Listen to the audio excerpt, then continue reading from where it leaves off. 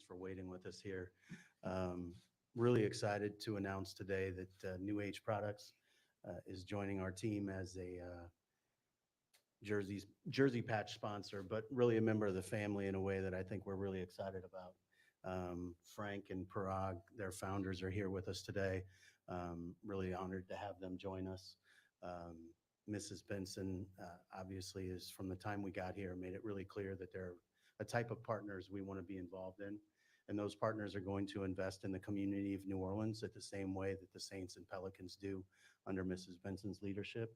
And I'm really excited to say that New Age Products is going to be exactly in that mold. Their philosophy on growing the region and growing their business and using New Orleans as sort of the U.S. hub is something that really spoke to us when we went through the process of sort of analyzing the types of partners we would potentially want to be involved in. They literally checked every box, and we're really excited. Unfortunately, they got the memo that we wanted to keep it cold so there could be a demonstration of product, but that demonstration is apparently not going to happen. But they have put together an incredibly cool video for you, so I think we'd like to start with that if I've got my timing correct. Chris?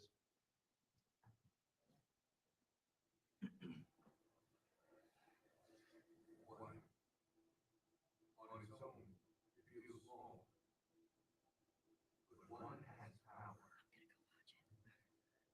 When we stand together as one, we're stronger as a community.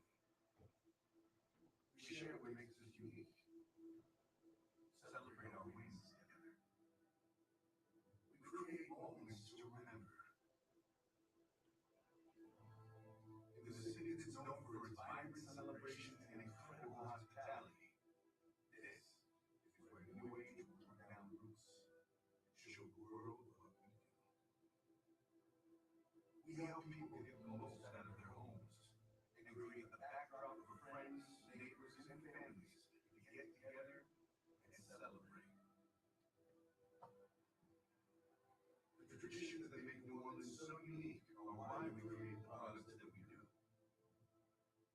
The city's incredible culture of outdoor cooking, a warm welcome no matter where you're from, and never passing up a reason to celebrate.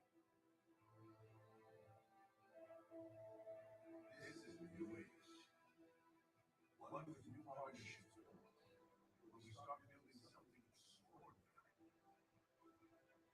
Because individually, we're exceptional, but together, we are one.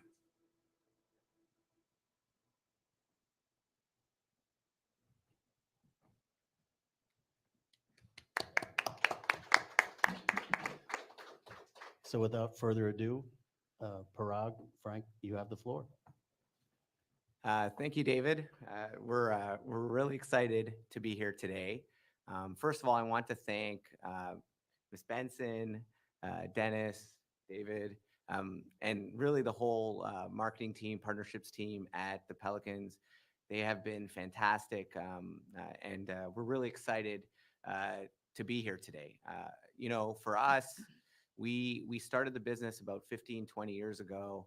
And our goal was to take two really kind of unique categories of garage organization and outdoor kitchens and make it normal, make it something that every home in America should have. And today is probably one of the biggest moments in our company's history because we believe that now we're going to be able to send that message with the perfect partner in the Pelicans and the city of New Orleans. We really believe in the culture here. It matches who we are, as we showed in the video, and we're excited. Just also want to thank all of our partners, our customers, our suppliers, our vendors who've helped us get here over the years, our employees and staff. This is about you guys too. We talk about it a lot at work. We're one of the largest suppliers of cabinets, outdoor kitchens, grilling that nobody's ever heard of.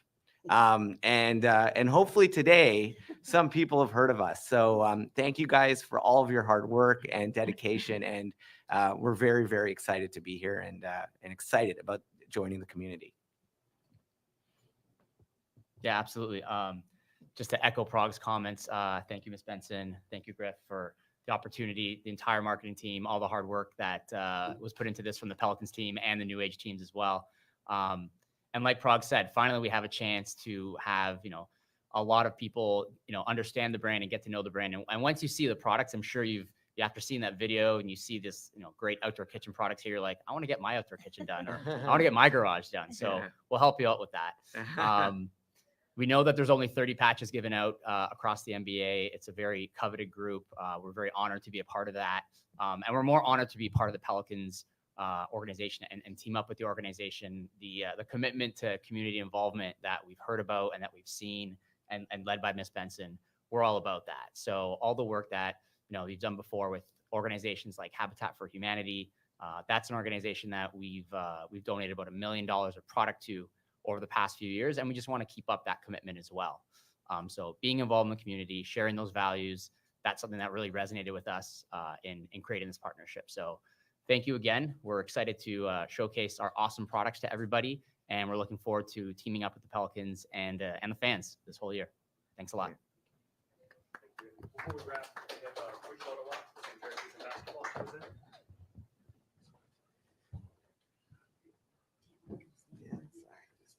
Yeah. Oh, yeah.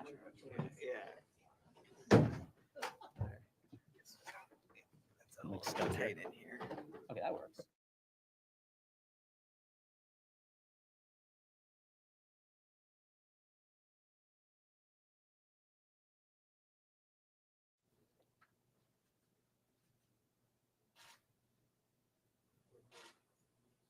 All right. Thank you, guys. Awesome. Thank you. Thank you. Yeah, Congratulations. Thank you so much. Thank you. Oh my God, that's so good.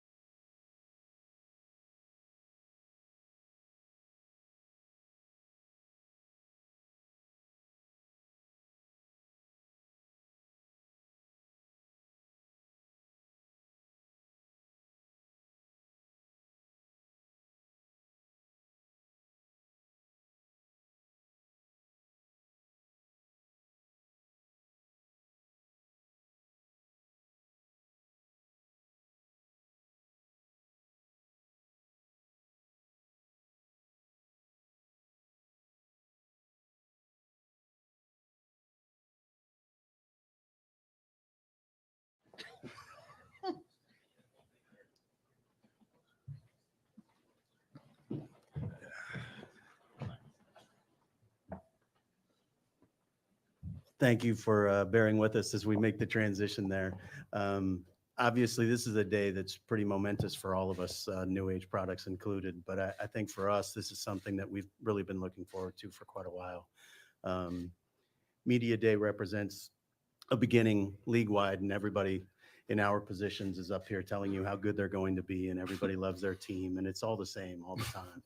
And what I think is really cool about our situation is we've continued to build year over year in a way that's been mindful and meaningful. I think Coach Green and his staff have done a great job of finding a way to navigate a roster that is deep and versatile and often too injured. But because of that versatility and depth, we've been able to find a way to sort of cobble together good year after year. And I think right now, everybody in that locker room knows we have a chance to do something pretty significant. We've got more talent than we've ever had. We've got talent that's by and large played together for quite a while and believes in each other at a really deep level. I think we have a versatile group, both offensively and defensively. We have multiple all defense performers that can start or not start. We've got players that can space the floor together. We've got more gravity creation than we've ever had. We have more playmaking capability than we've ever had. And at the same time, I think what often happens is you get fixated on what you don't have, because the people in our world, you want to check every single box. You want to leave absolutely nothing to chance. And I think there will be a great deal of fixation over what are we going to do at center, by way of example. And my answer to that would be we're going to figure it out, because we've got the kind of talent that can play a variety of different ways. We have bigs that can play in a traditional fashion. We have bigs that can space the court and be three-point shooters. We have rim finishing athletic bigs. We have bigs that can play in space defensively. We have bigs that can protect the rim.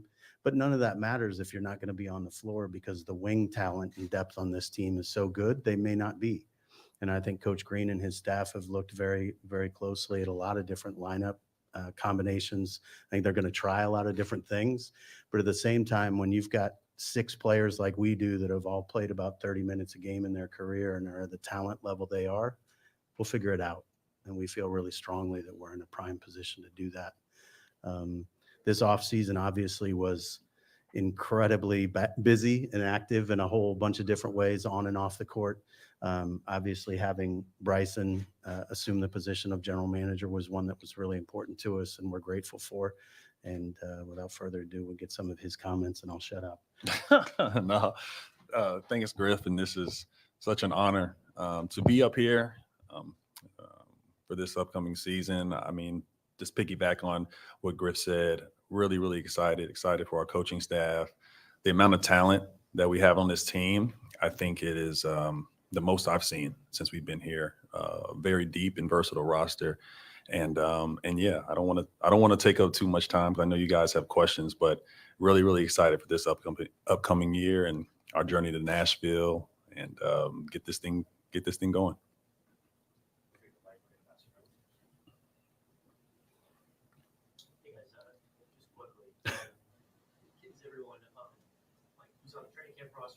Can they practice, tomorrow? Like, is everyone healthy right now? Yeah, we have a group that's ready to go. The training camp roster is set and active. Unless something crazy happens today during physicals, we won't kick anybody or anything. So we feel good about going into the season healthy, which is also something that I don't think we've had in quite a while in terms of like an ability to really feel good about hitting the ground running. And you talked about the center thing. I was just wondering if you could go a little deeper on, hey, look, this is a team with a lot of, wing talent, not a, ton of guys with experience at center, in a division with great bigs, in a conference with great bigs, and, trying to navigate that challenge this season. Yeah, I think it's a challenge. And at the same time, because we have guys that want to play with and for each other to such a huge degree, playing small requires that you overcome some deficiencies and you lean into strengths, right? That together, collectively, you can overcome our ability to rebound, by way of example. But each individual player's strengths gets to showcase itself when the fit of the pieces is as good as it can be. And so we really chose to lean more into fit. There were certainly opportunities we would have had to add a big in a traditional sense. And at the same time, when you watch Germany play in the Olympics, you have to feel pretty good about Daniel Theis's ability to play versus those bigs, and also to be a conduit offensively, somebody who can be somebody that can advance the ball side to side. You can run offense through him. He can dribble, pass, and shoot. And we have a lot of dribble, pass, and shoot on this team. Unfortunately, or fortunately, depending on how you look at it, we won 62 games in Phoenix with a roster that didn't have a, quote, big. And we went on the next year to go to the conference finals as well, and with a team that had a player named Boris Diaw playing center. And Boris was a guy who had played 3 and point guard his whole career. And Mike D'Antoni made him a center. And I think what happens is when you're a basketball player to the degree that our guys are, you figure it out. And we feel very comfortable that we've got a lot of really solid basketball players in that room that are about all the right things. And Griff, at the end of last season, you talked about the need for change and the need to just have a different look with this roster going into this season. What was the approach this summer to kind of make those changes, and how do you feel about where the roster stands now?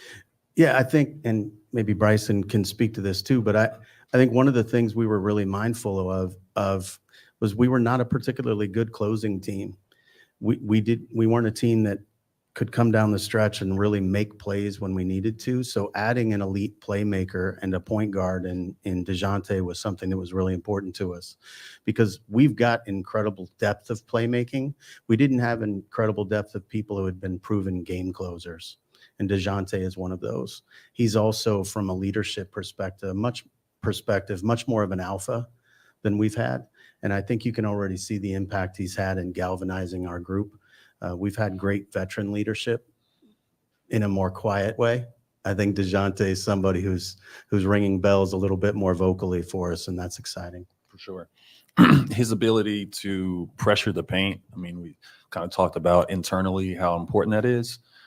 Zion has been a catalyst for us in that regard.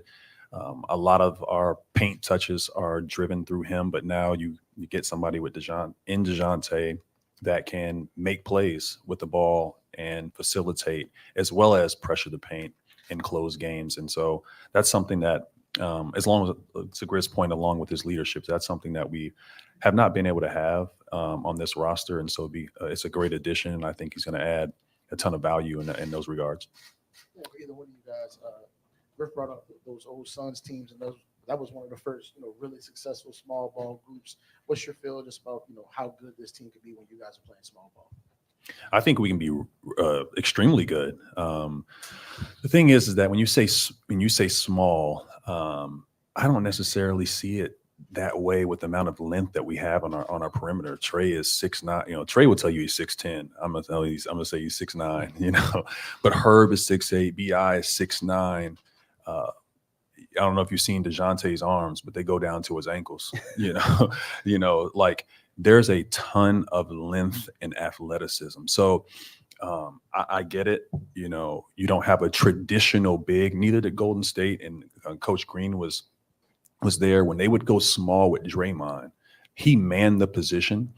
He was physical, but he's also long and lengthy. And so you don't have that big out there, but you're not technically small. And so obviously, piggybacking on what Griff said, the deficiencies that we have, they can be done collectively if we're bought in. And so I think our small lineup if that's what you want to call it, I think can be very effective. We actually hold a distinction in Cleveland for losing to the first iteration of the death lineup of Golden State. Timothy Mozgov had 28 and 13, I believe, in a finals game and put Golden State really in a bad position. And we were playing without Kevin Love and Kyrie Irving, and we still had them on the brink.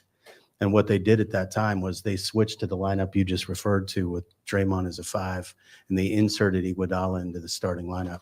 And that small lineup dominated a very, very good big lineup the rest of the way in that series. It can happen, but that small lineup had hallmarks of what small lineups need.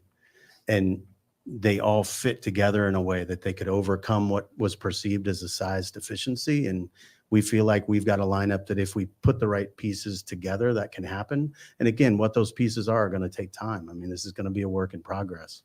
I think one of the things that excites me the most about this season is it could get hard for a while. And a team that learns to overcome adversity together in the beginning is usually better off for it. So figuring out what those rotations look like and how that's all going to fit together is going to be a lot of fun.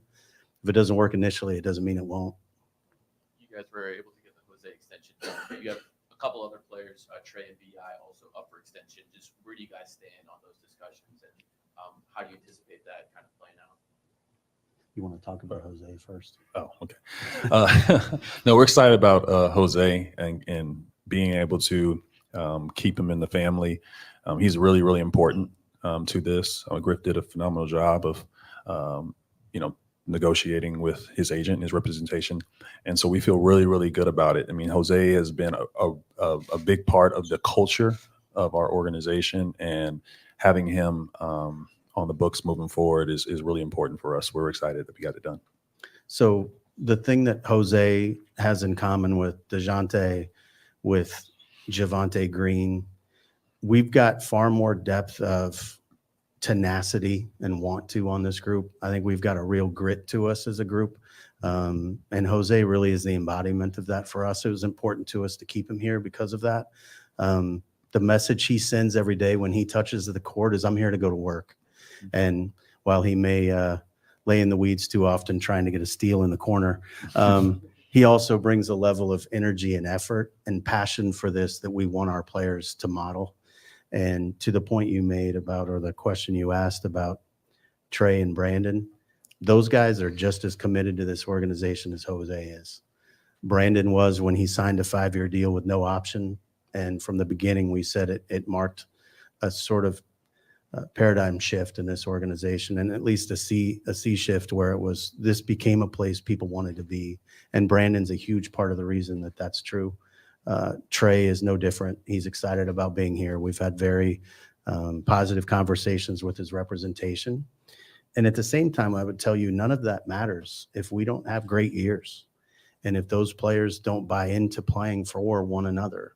All of the contract stuff always takes care of itself, but it does because your results dictate outcome. And so I think what we're most excited about in all of that conversation is, yes, they're happy and they want to be here. They're the right human beings. They're about the right things. And so at the end of the day, that's really what matters to us, is the fit of that. And those guys all represent that. Is there something that, excuse me, organizationally you have to balance your outlook when you've had 3 consecutive years of increasing wins, but you're still sitting 7th, 8th in the standings in the West? How do you balance, like, we're going in a positive direction, but we're kind of also running on a treadmill? I think that's a great question. And one of the things you do is you don't sit on your hands. You make a profound move like we did with DeJounte Murray to actually fill the holes that you feel like you have and to address the needs you have. This is a historically good Western Conference. We said it last year. There were 10 teams that were 10 games over 500. This year is not going to be any different. Teams that were considered tanking lottery teams last year have a potential to be playoff teams this year. And that's the conference we live in. And so from our perspective, it makes it so you can't take any day for granted. And so from our seat in the process, we can't take a day for granted. We will always be looking to find advantage and opportunity in terms of roster building. But at the same time, you don't do that at the expense of fit. And you don't do that at the expense of the character of the guys that are in the locker room and have been fighting for each other all this time. So to the point you made about the constant growth, that's important for a team to know they can do that. And they learn to lean on each other that way. So as we come down the stretch of games this year, they're going to have the ability to trust in a way that they wouldn't had we just made more wholesale changes. Yeah, for sure. Okay. No, you're right. I'm sorry. A bit of a change of subject. Just on BI, where do you stand now on his off-season social media insinuations and decisions he made? How would you characterize those? And can you give him some context from where you stand? Yeah, so we've spoken to Brandon. We had members of our staff with him the vast majority of the offseason. We had a strength and conditioning coach with him as he was rehabbing, coming back from his injury at the end of the year. We've had skill development coaches with him in the offseason. He's never removed himself from us in terms of his level of engagement with us. There was a lot made over the optional workouts that were held, the player-led workouts that were held, and he wasn't there. I think from his perspective and having talked to him, he wasn't ready for that physically, and he knew it. And he didn't want to make it about what he can't do. He just wanted the players to have the time they had. He engaged with them off of the court. He was still maintaining a relationship there, but it just wasn't the right time for him to join in at that level. And Bryson has spent time with him as well. Yeah, no, he's Brandon is, I mean, he's in a really good place. I don't really, follow the social media stuff like that, but obviously I know that, some things were said, and obviously that's why the question is asked. But I think he's in a really, really good place, and we're excited about him and his fit with this, with this team moving forward. Griff, is your anticipation with Brandon that he plays out the season on the expiring contract? Yeah, I don't know, really. I mean, my anticipation is that he's going to do what he's always done, and that's deliver for us. And I think he's excited about doing that. And we're really blessed. We're in a situation where we get to see how it all comes together and then make a decision. Nothing has to happen quickly, and yet at the same time, we have the ability, because of the nature of his contract, to continue talks for quite a while. So I don't know what I quote expect, but I'm excited about doing it with somebody who's got this level of character. Well, I guess let me just ask this. Like, is his perspective, from your understanding, as you guys have talked this summer, like, is his perspective it's 30% max or nothing? No, not at all. And it was never that. There was never an approach taken of it's my way or the highway. At the same time, there's very real economic realities that a team's going to have to face. And so from the time we got up here for the very first time, we talked about sustainability. And it's because you hope you can be in a situation where you never have to make a choice. Unfortunately, Bryson's drafted so well. It's made it so you can't keep them all necessarily at the level they want. So you're going to have to find a way for give and take. And so we're in the process of that. So if he'll take less than the max, then like, why haven't you guys gotten anything done? Well, I think there's a difference between getting something done and having an opportunity to make it all work. And we haven't yet. And if we get to a point where it's the right time and the right fit, we can. And unfortunately, we just haven't been in a situation where the parties have met in the middle, but we're in a really good space with him just on a human level. And I guess, what we're getting to here is, a contract situation like this, things can get messy, right? And it's not too often teams are in this situation where a player of Brandon's caliber is coming into the season on an expiring contract. I guess, how are you guys approaching just dealing with the off-court stuff, just how he's dealing with it mentally, how he meshes with the team, all of those things, knowing that the contract stuff is kind of looming? I think the reason people don't get into this situation historically, and this is a new CBA too, that has all sorts of different rules and issues attached to it. The reason people don't get in this situation is there's not a level of trust between the two parties that he could enter the year and perform at a high level and be about the right things, and that we would honor our commitment to him. Neither party has that fear here, so it's going to be a unique situation. I appreciate the questions. I know that what it's supposed to look like is one thing or another.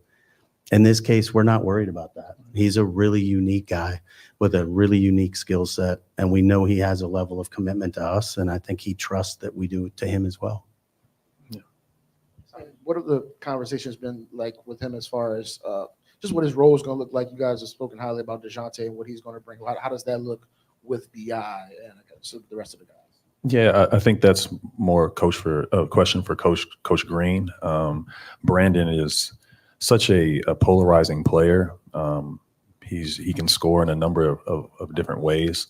I think he fits, just fine amongst this group. There's a chemistry there that our guys have. They respect him, and they see him as one of the leaders on this team. I don't see it being an issue. I know Coach Green obviously will speak to that some as well.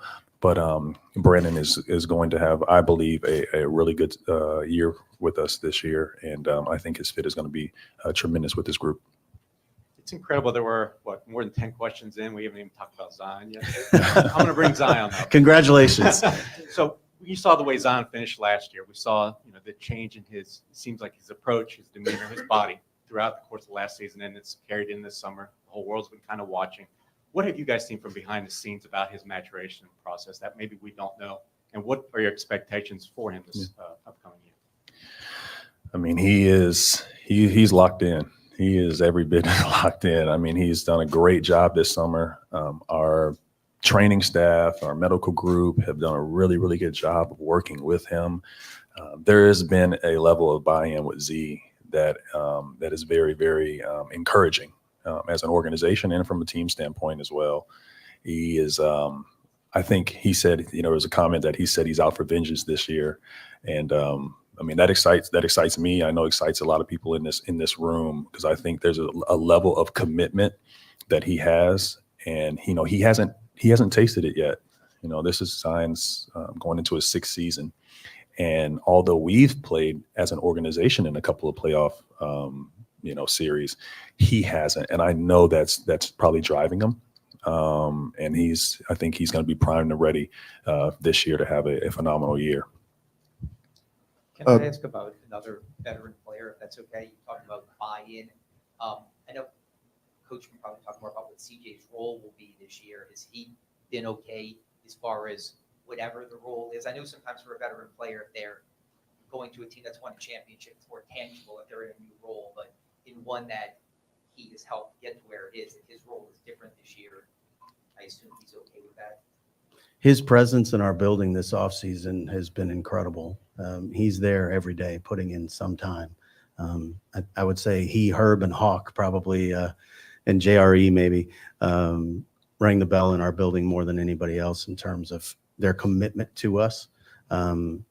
I don't think any of us have any reason to doubt CJ's bought in on whatever the role is. He just wants to win.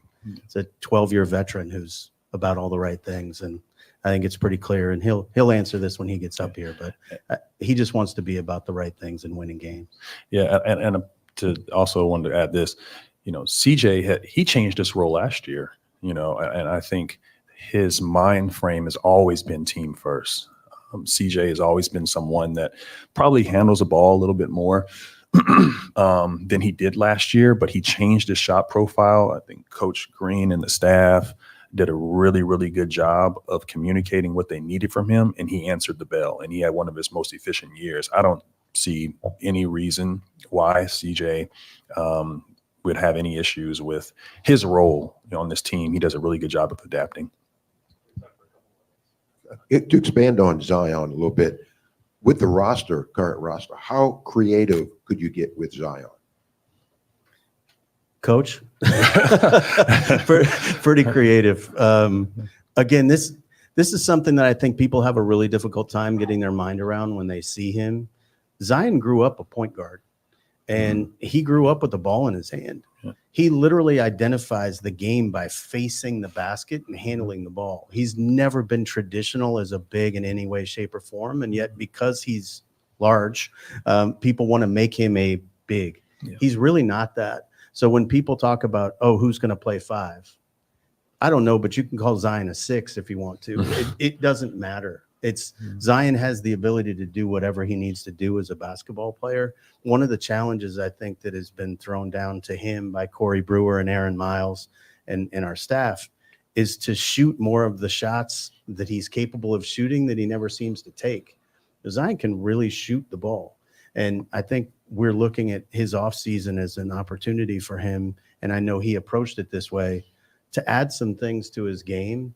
But he has skill set and ability that people really don't get to see because he's so historically efficient in the paint. They don't get to see the rest of what he's capable of. So I don't know that you can really limit what he's capable of doing. And as long as everybody else, and Zion included, are about the things that they are right now, which is winning, I think we have a chance to unlock some really special things there. Bryson, you talked about the offseason Zion had, and it was really positive. What's just your perspective on, I guess, why the light bulb kind of seems to have gone off for him, or he's getting it a little bit now? Yeah, I mean, this is going into year 6. There's a maturity level for all players. There's a maturation in how they approach their summers and how they take coaching.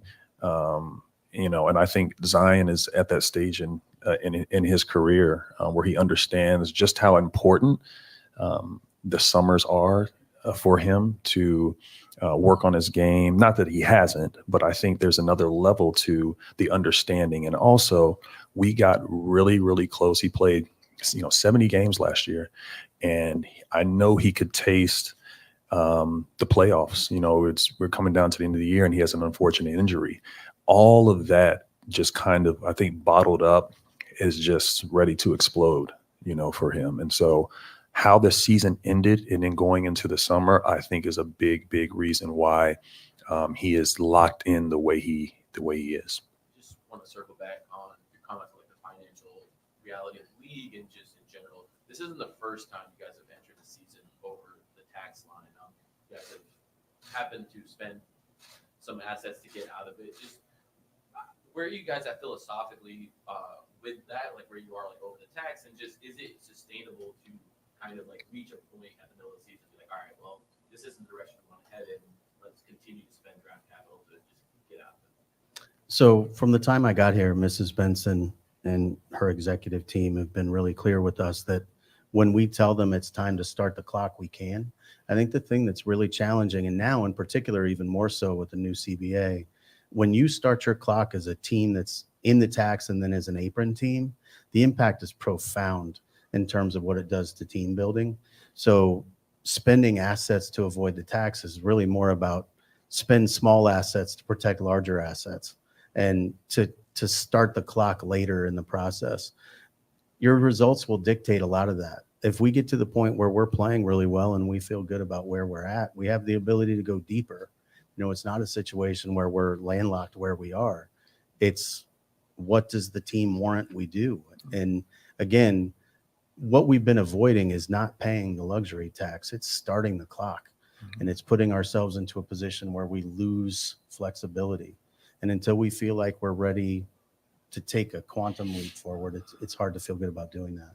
And kind of on that note, how much do you think this was your first summer dealing with this new CBA? How much do you think it's kind of changed the landscape around the league, and how much did it change the way you guys had to approach building this roster? Yeah, I think it's changed things immeasurably. I mean, it's kind of ironic that we're the ones answering this question right now. We made the Anthony Davis trade, and everybody called it the Anthony Davis deal when they would call you and ask for players. We want the Anthony Davis deal. And we made the Drew Holiday trade, and we want the Drew Holiday deal. We've made some really good deals in terms of our ability to maximize asset return, but that's because in those cases, the teams that benefited the most from the player were able to acquire them in a mechanical way. This year, that's not the case, and it was done deliberately to keep teams from overspending everybody else. So in a league where people were spending triple our number, including their tax number, and several teams' tax number is other teams' payroll number, they needed to make some pretty significant seismic shifts in the way they were doing business. But we're certainly a team that's going to face some challenges because of it that haven't been there before. It's just much more difficult to make a deal mechanically than it's ever been. I want to talk about Missy from Baylor. As a few bigs on the roster. Now that the summer is like the offseason is wrapping up and you have a full complete picture of the roster, how do you better see him fitting in as we enter training camp this week? Yeah, he's coming along. I think the big thing for Eve at this point is going to be just getting, catching the speed of the game is also his strength. But he has some of the athletic tools that could help us this upcoming season with his ability to run, his ability to set screens and dive and be, a vertical threat at the rim. He's a rookie and he's relatively new to the game. And so his development curve is going to take some time, but we're going to be patient with him, and the expectations for him to come in and play, right away. We're not setting those expectations. If he comes out and he grabs it, he does. But, Coach Green and the staff have done a really good job of communicating the expectations that they want for him. And we're hoping that he just stays on that plan. And at some point, if he catches early, great. If not, we'll be fine. Thanks, guys. We'll have Coach Green on that. Thank you. Thanks, guys.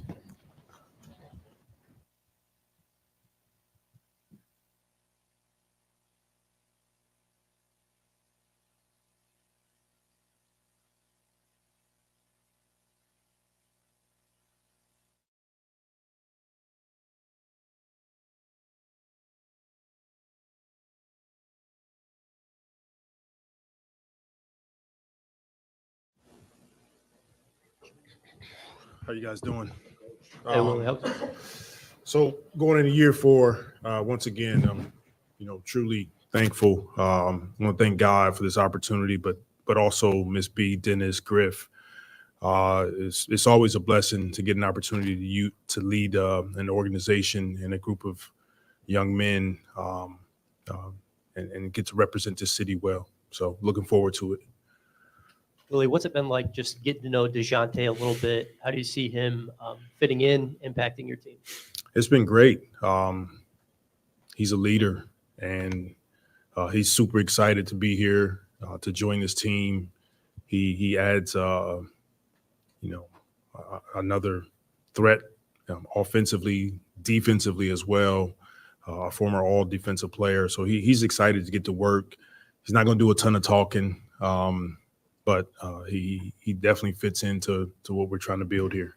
I think Griff used the word like alpha. I mean, just from a personality standpoint, what have you noticed there? Is it like a different personality than you didn't have on the team before? Just what do you see there? He adds to what we have. Griff mentioned it, but he has a dominant personality in the sense that he demands the room, and when he speaks, it's not something that he hasn't done. He's speaking from experience. He's speaking because he's a hard worker. He's invested into his teammates, and we're, like I said, we're extremely excited to get DeJounte here, and you know, you look over the course of his career, he's just steadily improved as a basketball player. And for me, getting an opportunity to know him even more as a person has been refreshing. We talked a lot over the years about the relationship you've built with BI. Yeah. Just how much have you been able to communicate with him this summer, and what's your feel on just his approach going into the season with all the external stuff around him? Yeah, BI is he's been fantastic to be around, to coach, starting with his character. He's since I've gotten here, he's done nothing but been a pro. Anything that we've asked him to do, he's done it. He's a heck of a basketball player, and he's a big reason that this organization and his culture is moving in the right direction. Our relationship continues to be strong. We talked throughout the course of the summer, text back and forth, and Griff and Bryson alluded to it, but he's committed to coming in this season and getting to work. And from an on-court perspective, with DeJounte coming in, some of the other pieces coming in, what do you think about just maybe how his role is going to be different, some of the different things you're going to be asking him to do just to be effective with this particular group? Yeah, I think, DeJounte is going to make these guys' jobs easier. They're going to get even more open looks.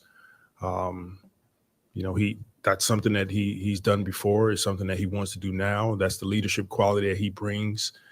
And I think it's going to be difficult to stop this team when they're on the floor and they're committed and we're all bought in to playing the right way, which we have. I expect Brandon to do what he does and be elite when he's on the basketball court. Hey, Willie, since they said ask you roster questions, Absolutely. Is Daniel Tice your starting center, or are you going to start small, and is CJ potentially going to move to a 6-man role? We don't know yet. I don't know yet. Camp starts tomorrow, and so we'll find out more, once we get to camp. But for me, it's more importantly, it's about collectively getting with this group, getting on the floor, seeing what we have. It's going to be a unique season in that way. We would like to have a set starting lineup. I think it brings some consistency, but we'll see how it goes. We probably have 7 to maybe 9 guys that could all potentially be starters or what have you. But I haven't had any of those discussions with our team yet, and we'll start to dive in it a bit more once we get to camp.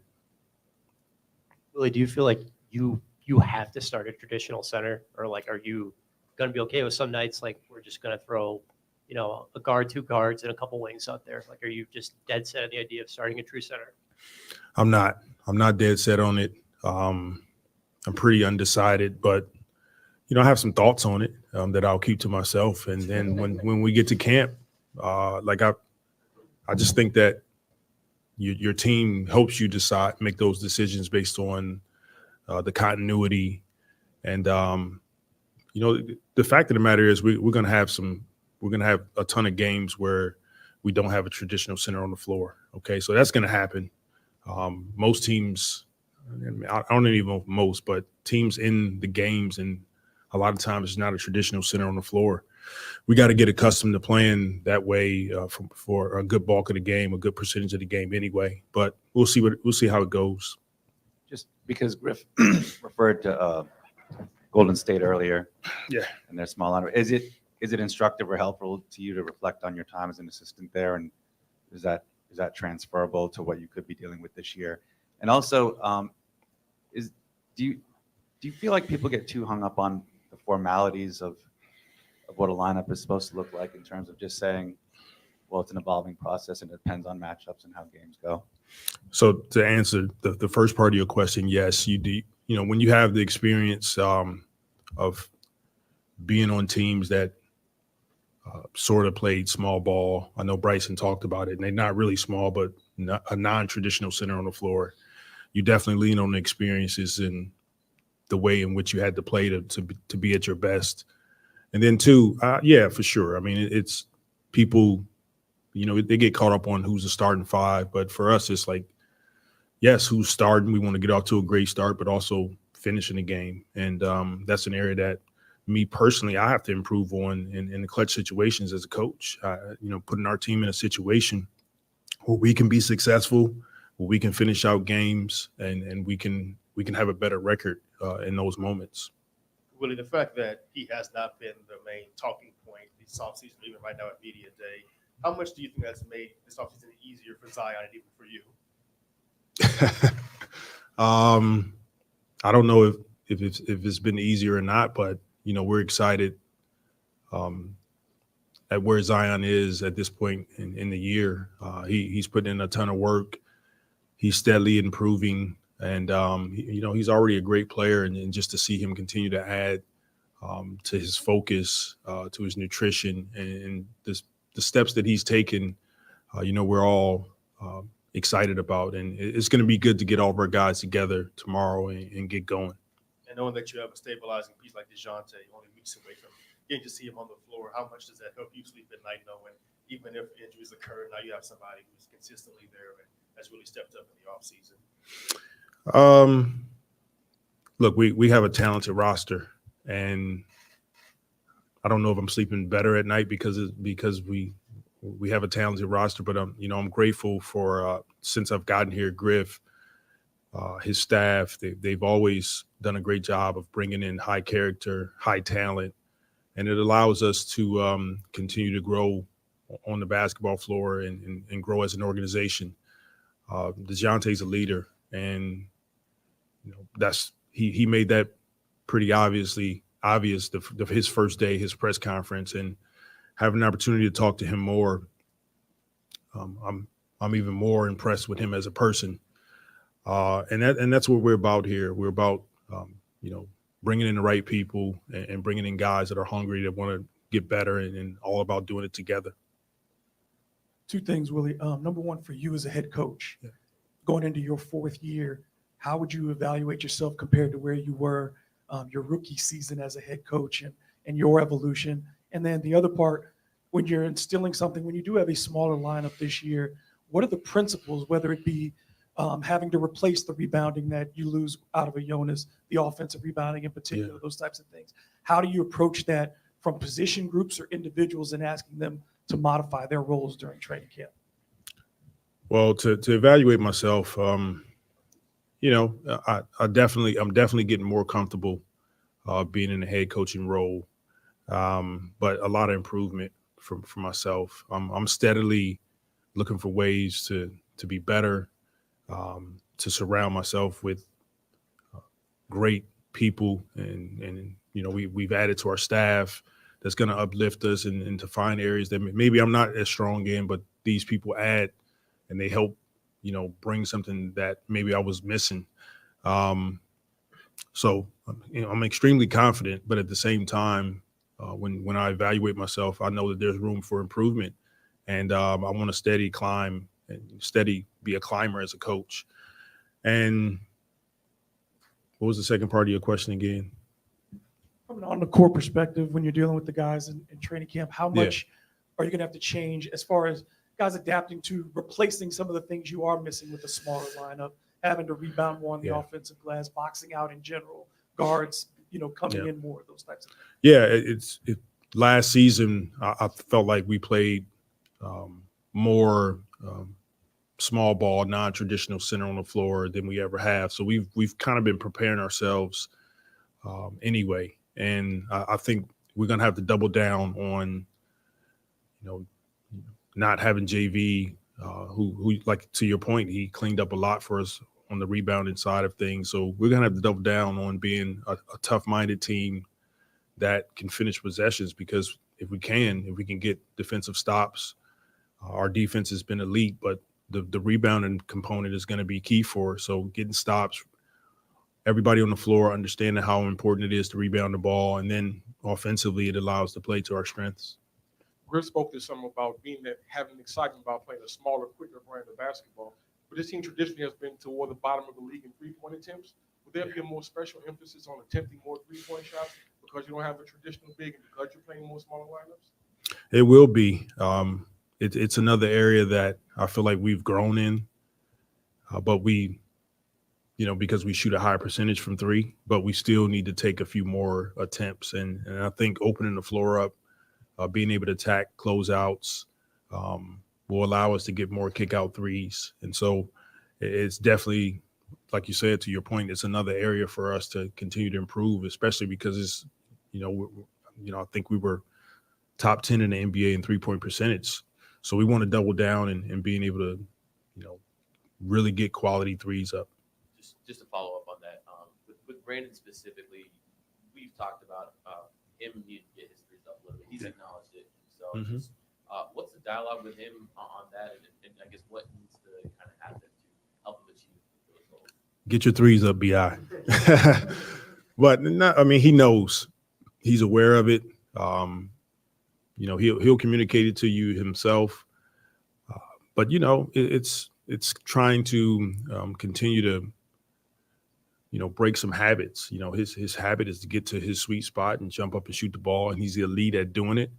It's an area of growth, something that he's working on, something that he worked on all summer, and he knows that that's a part of that unlocks other components to his game. So I'm excited to get on the floor with him, and we will continue to work. Just changing directions a little bit. Well, you made a few additions to your coaching staff this summer. Just what can you share about the coach you've added? Yeah, Dan Giroux coming over from Cleveland. We're extremely excited for him. He's an assistant coach. He'll be running our player development department.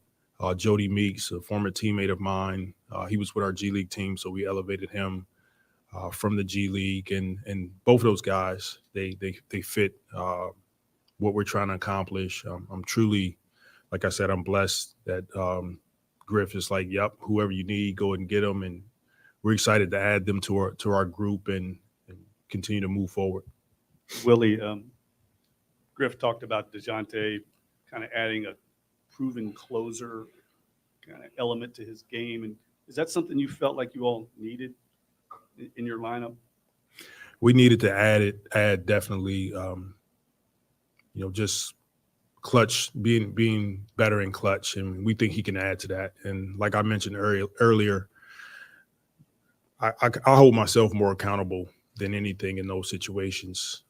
Trying to put our team in a position that we know where we're running. We know who has the ball in their hands, and we're getting quality looks, not turning the ball over.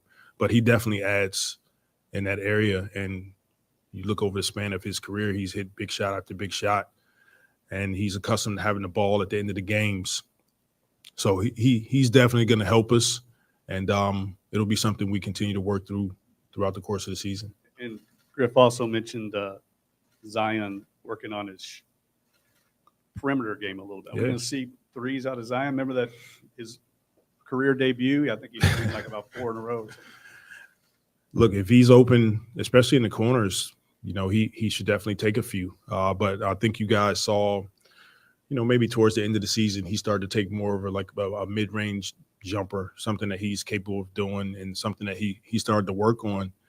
Look, teams are, they're kind of waiting on him in the paint, waiting on him at the rim. And so that's another area that's going to free him up if he can knock down a few of those shots. And now bigs or whomever's on him, they have to come out and guard him a bit more. Willie, circling back to your coaching staff, you were able to retain Coach Borrego. He flirted with a couple head coaching jobs. How important was that from a continuity standpoint to keep him knowing there was a bunch of roster reconstruction and a different offensive philosophy this year? Yeah, we're always excited when anybody on our staff gets an opportunity to have a lead position in other organizations. We're extremely, so it's bittersweet. Bitter in the sense that I know he wanted some of those jobs that he didn't get. But sweet for us that we have an opportunity to retain an extremely high character individual and talented coach. And he's been so helpful for me since day one, giving us clarity offensively. He's, structure. You guys have seen the improvements in our offense. And he's a heck of a person and a heck of a coach. And we're all, extremely glad to have him here.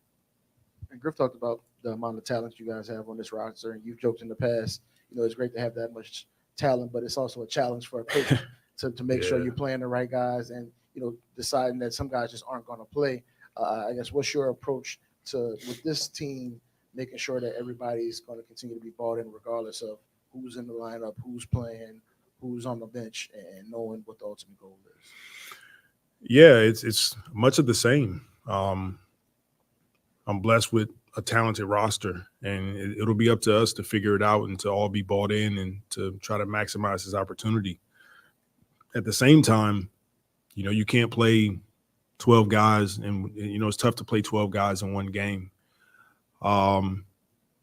So those will be communications that I have to have once we get out of camp, once we start to see more during the preseason. But like every season, there's 10, 15, 20, whatever so games that the guys that aren't playing as much, they get an opportunity to come in and impact winning. And that's going to be important, how they approach that, how they approach every day, how they approach practice, how they approach their film work. And it'll be next man up mentality. So everyone on this team is important. Everyone at some point gets an opportunity. It's about maximizing those opportunities. When you look at Jordan Hawkins and the influx of perimeter talent that there is on this roster, how do you try to find ways to keep him engaged and seeing that there's an opportunity for him to contribute on a regular basis? And then also the impact that DeJounte has on Herb Jones. We've seen them obviously talking to each other and about each other, but for Herb not having to be necessarily the guy on certain matchups every night, how does that free him up to be even a better defender potentially? Well, we're all on Hawk about the opportunity that's in front of him. This season, going into year 2, I want him to be as competitive as he's ever been, and try to carve out some minutes for himself. And these guys determine if they play. If he can come in and be consistent. He's been working his tail off with Coach Corey Brewer. So number one, starting on the defensive end, being able to hold his own defensively, knock down shots.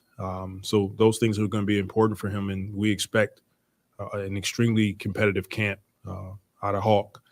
And then to your point, DeJounte and Herb, it allows Herb to be in different spots. It allows DeJounte to guard different guys. It was much like we had if you put Dyson and Herb on the court, or Najee and Herb on the court, those guys, they cause havoc. You can take sometimes Herb off of prime time wing defenders, put them on 5s. You can do a lot with those two guys defensively, and they cover a lot. This is now your 4th year working with Herb and Trey. They've been here as long as you've had. Just what can you tell us about the approach that those two guys have had this summer in general? And I know you've asked a lot of questions about the starting lineup, but those two as a pair specifically, like the net ratings when they're on the court together, are perhaps the best out of any of the two-man pairings. Just how important is it for you to find as many minutes as possible with those two guys on the court together? Yeah. Look, Griff has done a great job of creating continuity with this group, and starting with those two from the time that they've gotten here. They're winners, and they're extremely professional in their approach to the game. When they step on the floor, they're competitors. So, we'll find as many minutes as we need to give us opportunities to win the game. But it really is their approach. Those two guys, they go after it. They go after it in practice. They complement one another. Both of them, 6'7", 6'8", 6'9". Trey thinks he's 6'10" or what have you, but they're committed to defense. They're committed to, becoming better rebounders. It's something I'm pushing them to do. And it's been fun watching those two guys continue to grow as human beings, but also as basketball players. And just, you have a unique situation where you have potentially 6 top 100 players on your team. You guys used to run a lot of those delay actions and 5-out offense, but now you have you throw out units with 5 guys that can all dribble, shoot, pass, make it tough. Just what kind of possibilities does that open up? It's unlimited possibilities with the amount of talent that these guys have. So it'll be something that we continue to work on coming up. We all have ideas, our coaching staff, myself, but it's really about what this group is comfortable doing. But the opportunities are endless. It excites me to get on the floor with this group. to open up the game, to play fast. An area that I know we want to continue to improve in is attacking closeouts, getting to the rim, finishing, or making really good decisions. And a lot of times that's kick out threes. But like I said, I'm tremendous blessed to have this group, and we're looking forward to starting tomorrow and going out and attacking the season. I had one more, sorry, lineup question for you. Yeah, sure. I know Griff referenced Mike D'Antoni. I remember back to like the term micro ball center when PJ Tucker played like center. Is there like a real possibility or conversations about Herb being a micro ball center and playing that position and guarding bigs? We haven't necessarily had those conversations yet, but it's all on the table. I think we're going to be in a unique situation where we have those groups on the floor where, Herb can definitely play 5 or whomever. And I think it gives us versatility defensively. It makes it extremely difficult to guard us offensively. So it's definitely on the table, and it'll be something we continue to work at. And for most of the time you've been here, the majority of bigs have been veteran guys that have been around, know their roles. Now you got 2 rookies in Nisi and Makovich with this team. What's your feel on just where those guys are and how ready they'll be from day one to contribute, on the court? Yeah, I think Bryson talked about it a bit, but, we have a plan for both of those guys. They're both young bigs coming in. And so for me as a coach, my communication to them is giving them an understanding of like what their role is going to be. You carve out minutes in camp and in practices. And so it's not a huge expectation that they're going to come in right away and, play 30 minutes. But if they can carve out minutes for themselves, great. If not, they still understand what they're working towards. And so it's more of a big picture, understanding going into the season. And hopefully we continue to see, not necessarily hopefully, we believe we're going to continue to see growth from both of our young bigs. Okay, thank you, guys.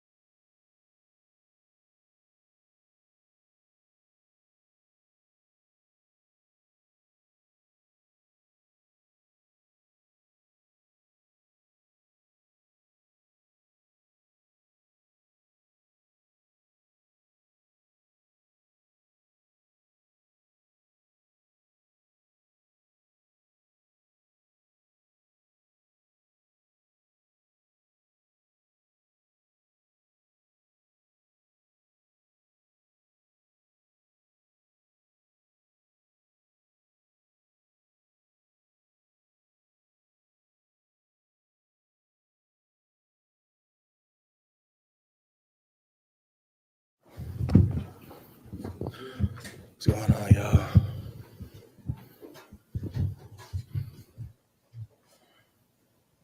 What's up, Z? What's going on? What's going on?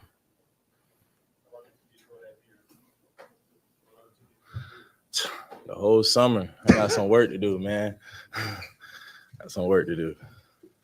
You've, I mean, this is year 6 for you. Just, what's your perspective? Not really, I don't know, you're still young, but not being like a super young guy in the NBA anymore. That's crazy. I was thinking about that on my way over to Smoothie King. I was like, I'm 24 and I'm in year 6. But thank God for that. Still excited to still be a Pelican, and I'm excited for another year. What was your perspective on the DeJounte Murray trade? How well have you gotten to know him? How long have you known him, that kind of thing? So I already had like a relationship with DeJounte before he got traded here, and since he's been a part of the team, on and off the court, he's shown why he's an important piece, like already. So I'm glad we got that piece and looking to build off that. And beyond DeJounte, just overall, what's your feel about just where the roster is now, some of the changes y'all made over the summer, and just where the team is going into the season? I'm excited where we're at, and I think training camp will be kind of I'm not gonna say a tell-all, but kind of let us know where we are as a team. And you guys did it a lot towards the end of last season, but a lot of the talk has been small ball, just the amount of perimeter plays you guys have. Just what do you think about what the team will look like when y'all have some of those small ball units on the floor? I feel like in the past we've always excelled with some of our small ball units. So, like I said, I think training camp will kind of be a start to where we are as a team in terms of like the roster and stuff. This was really like the first offseason maybe since when you went to Duke that you get to really just focus on basketball. There hasn't been any talk about Zion off the court. There hasn't been talk about contracts, any of those things. For you mentally, what has this offseason been for you and in your approach to the game again and just getting ready for this season? It was a breath of fresh air to experience a summer like that. Like you said, be able to really lock in on basketball, really break down film, work on different things while in the gym. Working smarter was kind of the main goal for the season.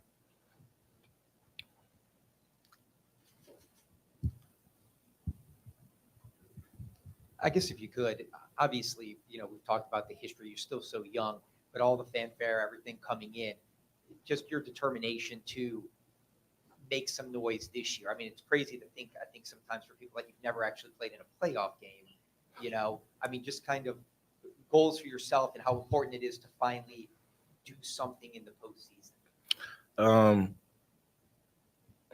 Goals for me would be, have a successful season as a team, and finally participate in the playoffs. Those would be my kind of 2 goals for this year. In your camp at Spartanburg this summer, first of all, how was that? It was great. Thank you for asking. Yeah. Secondly, there was a quote that came from the camp about just your fitness level, how you want to get down to around like 270 just heading into the season. Just where are you at physically overall in general? How do you feel about kind of the approaches you're taking this summer? I feel like I'm in a great spot. Always room for improvement. And I feel like, honestly, once you kind of get into the stride of the NBA season, I feel like by game 20, I will be in like full season shape. If you could, Griff, maybe expanding your game. Obviously, we all know what you do so well. I mean, like the game against the Lakers last year was kind of showing off, it almost seemed like. But what are you working on, or what areas can you continue to still, I guess, produce and show my game still has tremendous growth? Kind of taking what the defense gives me, but not because they gave me the shot, but because, I saw the look they try to give and I found a spot and I got to it. That's why that kind of goes back to when I said just working smarter, not trying to force my way into something. Just, see what the defense, how they're guarding, and then work from there. See, what do you feel like this elite level of conditioning that you've reached at, that you're striving for, is going to be able to do for your game? I feel like whenever I'm in great condition, I feel like my play on both ends of the floor is a high level, not just on one. Have you had conversations with the coach about being like the sole big on the floor, and not like you haven't at all in the past, but kind of doing that more this year, and what that means for you? Can you repeat that question? Like, have you had conversations with the coach about like kind of expanding your role as being the main big on the floor? As, like, obviously last year you were on the floor with Jonas and for Jerry. This year you might be the biggest dude on the floor. So what does that mean for you? And have you guys gotten into that? Nah, we haven't really dove too much into that, and I'm a basketball player. You got to work with what you got. Like, if we don't have those bigs you're talking about, we just got to work with what we got. That's why I said training camp would be a, start to where we need to be. Going off of that, one of the things they talked about was having kind of a depth lineup similar to what Golden State had with Iguodala and Draymond playing the 5, but you guys have a bit more length with it. How do you think y'all would stack up in comparison to that lineup with the length you have and being able to play your own style of small ball? Talk the Warriors that won the championship. They won the championship. It worked for them. We got to find what worked for us. Yeah, I can't even make that comparison. They won the championship. We're aspiring to do that. So, like I said, training camp will be a starting point for us to see where we need to be. And you talk about aspiring. Obviously, you haven't been able to play in the playoff yet, but the way last year ended, how much has that been a driving force for your offseason work ethic? It's been a big driving force because, even when it happened live time, my emotions, I was instantly frustrated. You just feel like you work so hard to get to a good point, and then something like that happened. And it's rough, but you just got to find a way to get back up, and make something shake. You mentioned DeJounte, that he's already shown why he's an important piece from what you've seen this offseason. Can you kind of expound upon that in terms of what you've seen from him leadership-wise, or even on the court? He's a vocal guy. He's pretty straightforward, and he's a hard worker. So, when you have a guy like that, who has the abilities he has, and he's all of those things, you can't help but be an important piece to the team. So, in time, as time goes, the world will see why he's an important piece, because, he's just that kind of player. Zion, you usually have an album or some music that you're listening to kind of be the soundtrack of your summer or for the season coming up. Anything to kind of give us a peek of kind of where your mentality is for the upcoming year?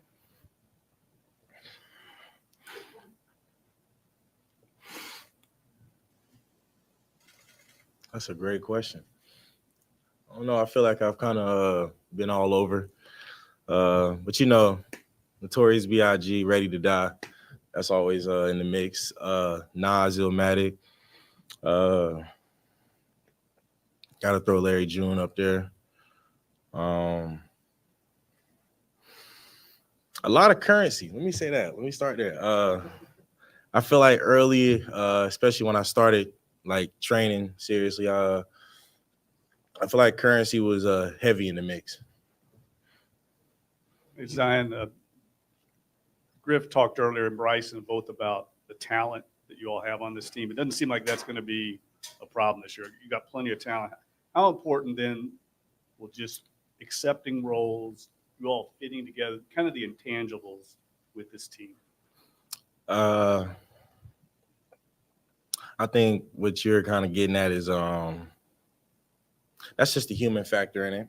Like you said, accepting roles, finding out what works best for us. And, that could affect certain players, that could change the way it looks like, even for myself, could change how I'm looking at the game based off the lineups we choose to go or how we decide to play. So I think it's just a human factor that kind of goes back to what I've been saying. Just, training camp, I think would just be good for the whole team to get together and really see where we're at. Offensively is where people are focused the most, but how does having guys like DeJounte and Herb defensively help you see what they see, because you're going to have to switch so much? And then the other part would be, with the Zion Williamson revenge tour about to hit the league, are there any particular stops along the tour that you were really looking forward to? I guess we'll see as we go. We'll see as we go. It's about it. But defensively, when you got guys like Herb and DeJounte out there who not only are special on defense, but they have unique abilities that help make them even more special. I don't see how that wouldn't motivate you. I said it last year, when Najee was still here, with Jose, Najee, and, Herb.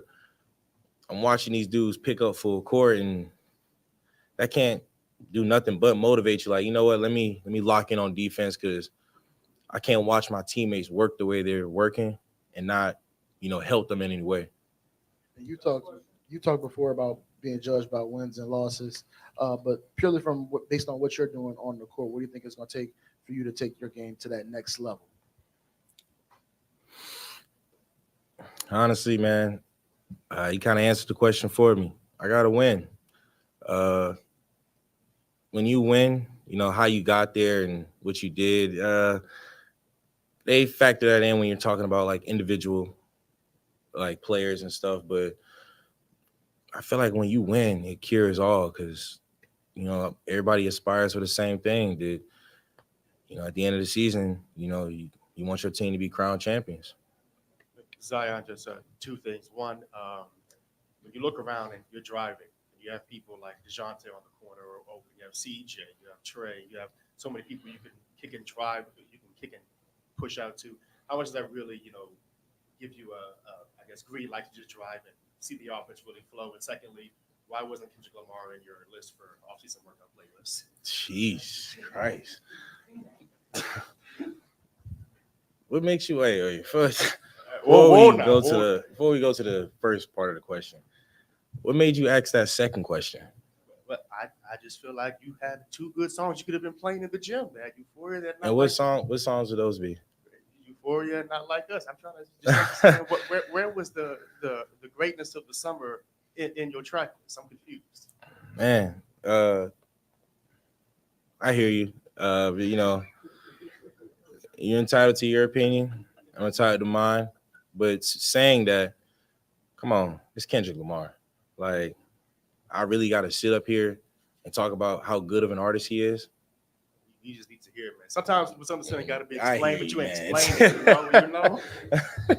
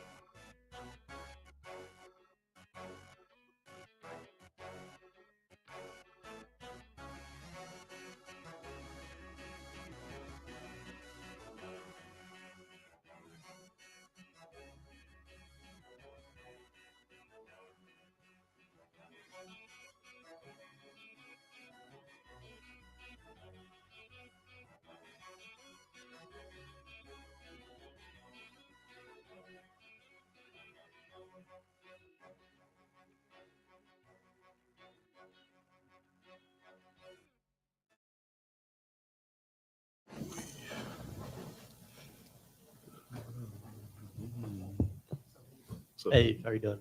Good. And then just, since you got drafted in June, what have these last few months been like for you? How's it been just, getting acclimated in New Orleans?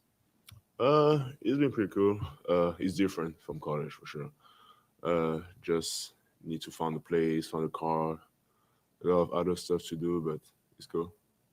Do you have like any support system here or anything that's going to be with you at least early on or anything like that? I mean, are you, kind of out here on your own? Just wondering if you could speak to that. I mean, I always have the support of the team or anything I'm doing, but I mean, if you talk about family wise, I'm just here by myself. Yeah. Just what's your feel just from the coaching staff, what they want to see from you early in the season, their approach to kind of developing you as you kind of get your feet wet in the NBA?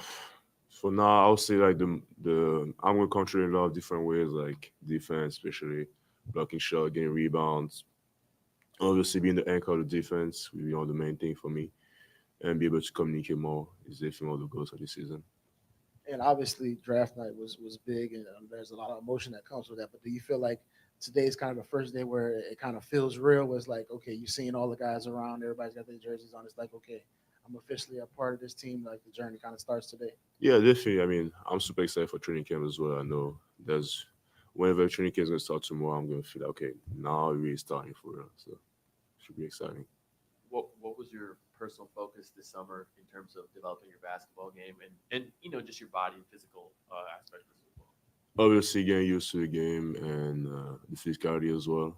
Trying to get bigger, obviously, and always focus on the defensive part, being more vocal, and also finishing around the contact, and then doesn't maintain I'm working on for the last couple months. Basically. What are some of the expectations that you can share with us for yourself for this upcoming season? And is one of maybe the goals to be carving out a role for yourself in the lineup in the rotation at some point during the season? I mean, my goal is just to help the team as much as I can, do whatever it takes. If they put me for 30 seconds, 1 minute, or whatever, I'm just gonna try to go out there and then do my best. You've had an opportunity to perhaps see some of these guys in workouts now. Maybe a couple of scrimmages here and there. Just what have been your first impressions of guys like DeJounte or Zion or some of the other vets on the team? I mean, really good players, like you said. We have a lot of good players, and just being the youngest, you have to learn from a lot of these guys. Just ask questions, try to get around them to see how they treat themselves. I mean, these are pros; they've been around the league, so the only thing I can do is take advice from them. You were asked about kind of your acclimation to the NBA. From your experience, maybe from summer league or from the voluntary workouts that you've done, you had mentioned, the NBA is a different game than college. For you, are there some specific things that you've noticed already that kind of change the game for you in either offensively or defensively from what you've seen so far, summer league and workouts? I would say one of the biggest things just like the size of the court, and obviously you can't stay 3 seconds in the paint as well. That's one of the main thing. And I mean, the pace of the game is also different from college level, and is a little more faster. And even the way we run the offense is different in Baylor, so just getting used to that as well. Have you sensed already, again from summer league, defensively that you have to just cover more ground, that you have to be, just out on the floor more as a center? I feel like you just have to be more aware. Like you can't stay 3 seconds in the paint. You have to be able to see your guy at the same time, see other guys, because my goal is not only to guard my guy, but also help my teammates in defense in general, and then trying to like communicate if something's going on the flare screen or black screen, whatever. Offensively, I think we saw this a little bit already in summer league, but how much do you look forward to playing with the caliber of players like DeJounte, guards like that, in terms of your lob threat, your ability to get alley-oops and that kind of thing? It seems like that'll be to an even higher level in the NBA. Yeah, I feel like it should be exciting. I mean, you have like high-level IQ guy that can be able to throw that pass and just read the pick and roll in general. So I'm super excited for that. Is there a player or two that you're particularly picking the mind of, talking to, looking for advice, somebody you're turning to more for like how you're supposed to conduct yourself as a professional to playing, the game on the court? I mean, I recently met Daniel, and I'm super excited to just be around him. I mean, he's been around the league as well, so getting advice from them, trying to see how he like treat himself on and off the court with if you help me. One more. I know you haven't been here long, but what's your impression of the city? Have you had a chance to get out, spend much time in New Orleans? All I see is football is very big here. That's all I can say. It's very big here. I mean, you spend much time away from the facility at all, or I mean, I never watched a game, so I'll only watch it on TV. And I'm sure I'll watch at least one game this season just to see how it feels. Because I feel like the Saints are pretty good, so I'm sure to see it too. How different is it from Lincoln? It's two different vibes. It's like, I mean, college, you like with your teammates all the time because you're all around the same age. Here is like older group, younger group, so it's different. Thank you. Sure.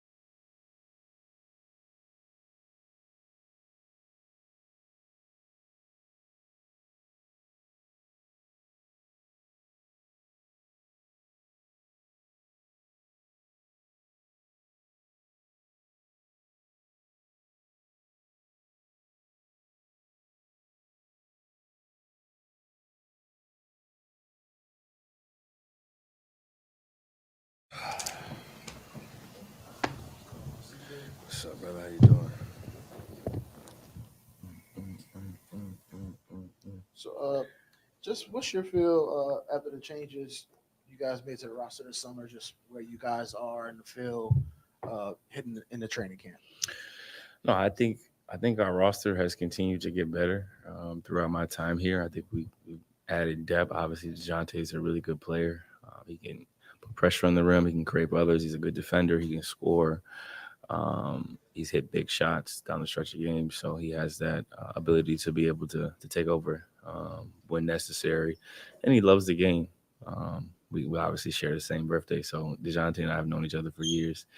And it's funny, we've been texting each other happy birthday for like 7 years, and now we're teammates. So it's cool to see how he's grown as a player and as a man. And then obviously we've added Tice, and we have continued to figure out ways to add just more depth to our roster each year. So I'm excited about the season. I think the West has continued to get better. And I think for us, it's about consistency. It's about health and playing our best basketball at the right time. And with all the perimeter talent you guys have, there's a lot of talk about, what you guys could look like when you go small ball, when you get all of you guys out there. Just what do you think about just the potential this team has when you kind of play those units and get all of that talent on the floor? Yeah, we got a lot of depth. Coach has a lot of different options, and he has the ability to utilize a lot of different lineups based on speed, athleticism, based on length, defense, whatever the case may be. I think he has a lot of options, and I think for us, it's about continuing to work, continuing to do your job, continuing to get better, and being able to put your best foot forward each day. Just, with a lot of time to digest that playoff series against OKC, what made them so tough defensively? Where do you feel like, DeJounte's here now, but where do you feel like you guys can, I guess, be better offensively? Yeah, I think this series was obviously difficult for us. They're a really good defensive team. They do a good job of showing bodies, creating walls and, forcing kick out threes. And we missed open threes, and myself included. We missed some good looks throughout the series, but they protect the basket. They force you to play in the mid range. And, it's a really well-designed defense. I think for us, we competed, but we were stagnant at times. We didn't execute at times, or we just missed shots. I think it was a combination. Hard to win games when you don't score over 95 points, right? So we had a couple of games where we obviously didn't score enough. We obviously didn't get over 100. We defended. And in the possession game, we got to, not give up second chance opportunities and things like that and get better at that. But I thought we gave ourselves a chance to win. We just fell short offensively. And, obviously Z didn't play. I was coming off an injury. So I needed to play really, really well for us to have a chance to be, the number one seed. And I didn't play really, really well. So I think it's about figuring out ways you can improve, figuring out ways you can get better. And obviously this season will be different. We got a long season to go before we get to the playoffs and have a chance to compete in the playoffs. But I think we can all learn from things that went well and things that didn't go so well.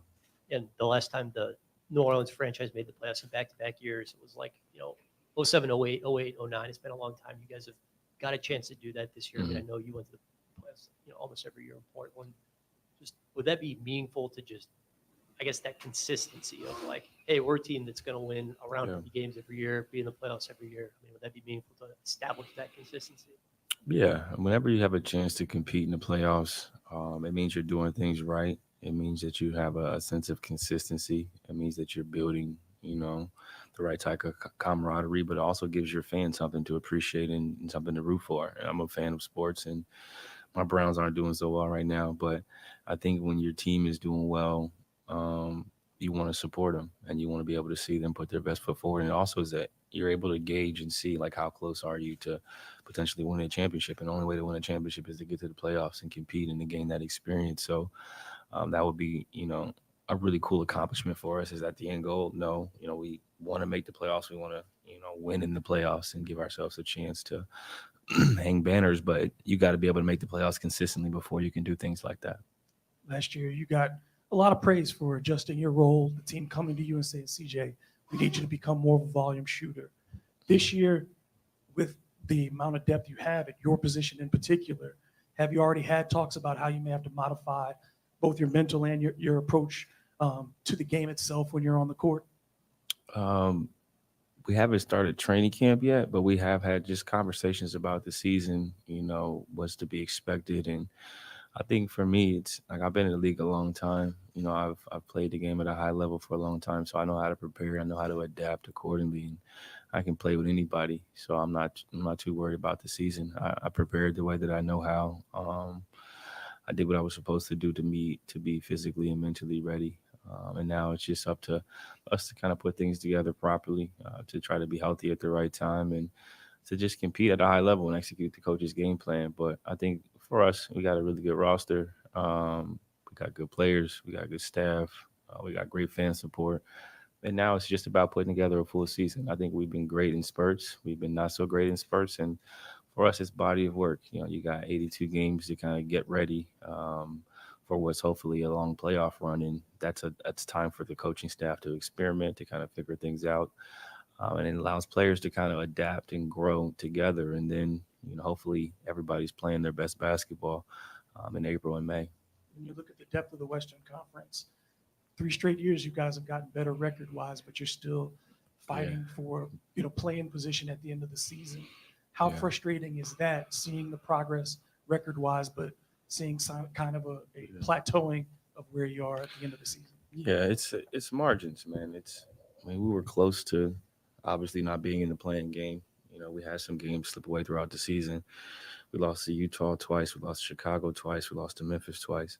So, you got to understand, and this is some of the stuff that I talk to the guys about, and they joke and call me Unc now because I'm oldest on the team, but I tell them, I'm like, we got a chance to be really good, but it's about taking advantage of everything each day. You got to take advantage of games that you're supposed to win, blow those teams out. The games that you're not supposed to win, you go steal a few. But I think bad losses early in the season, they hurt, and they hurt worse now because the West is so talented.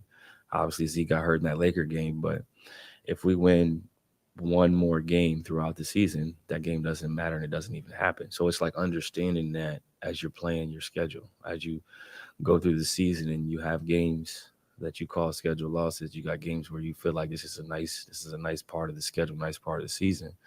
If you don't take advantage of those, you can't ever be in position to win a championship because you're not going to get there. And I think that's the understanding that we have to have as a team is if we want to be in the playoffs and not be in the playing game, man, you got to eat what's in front of you. And oftentimes we're going to have more talent than the other team. And sometimes we're not. But when you have more talent than the other team, you have to win those games. From the time you first got here until now, just what can you share about the progress that you've seen Zion make just as a person and his approach overall?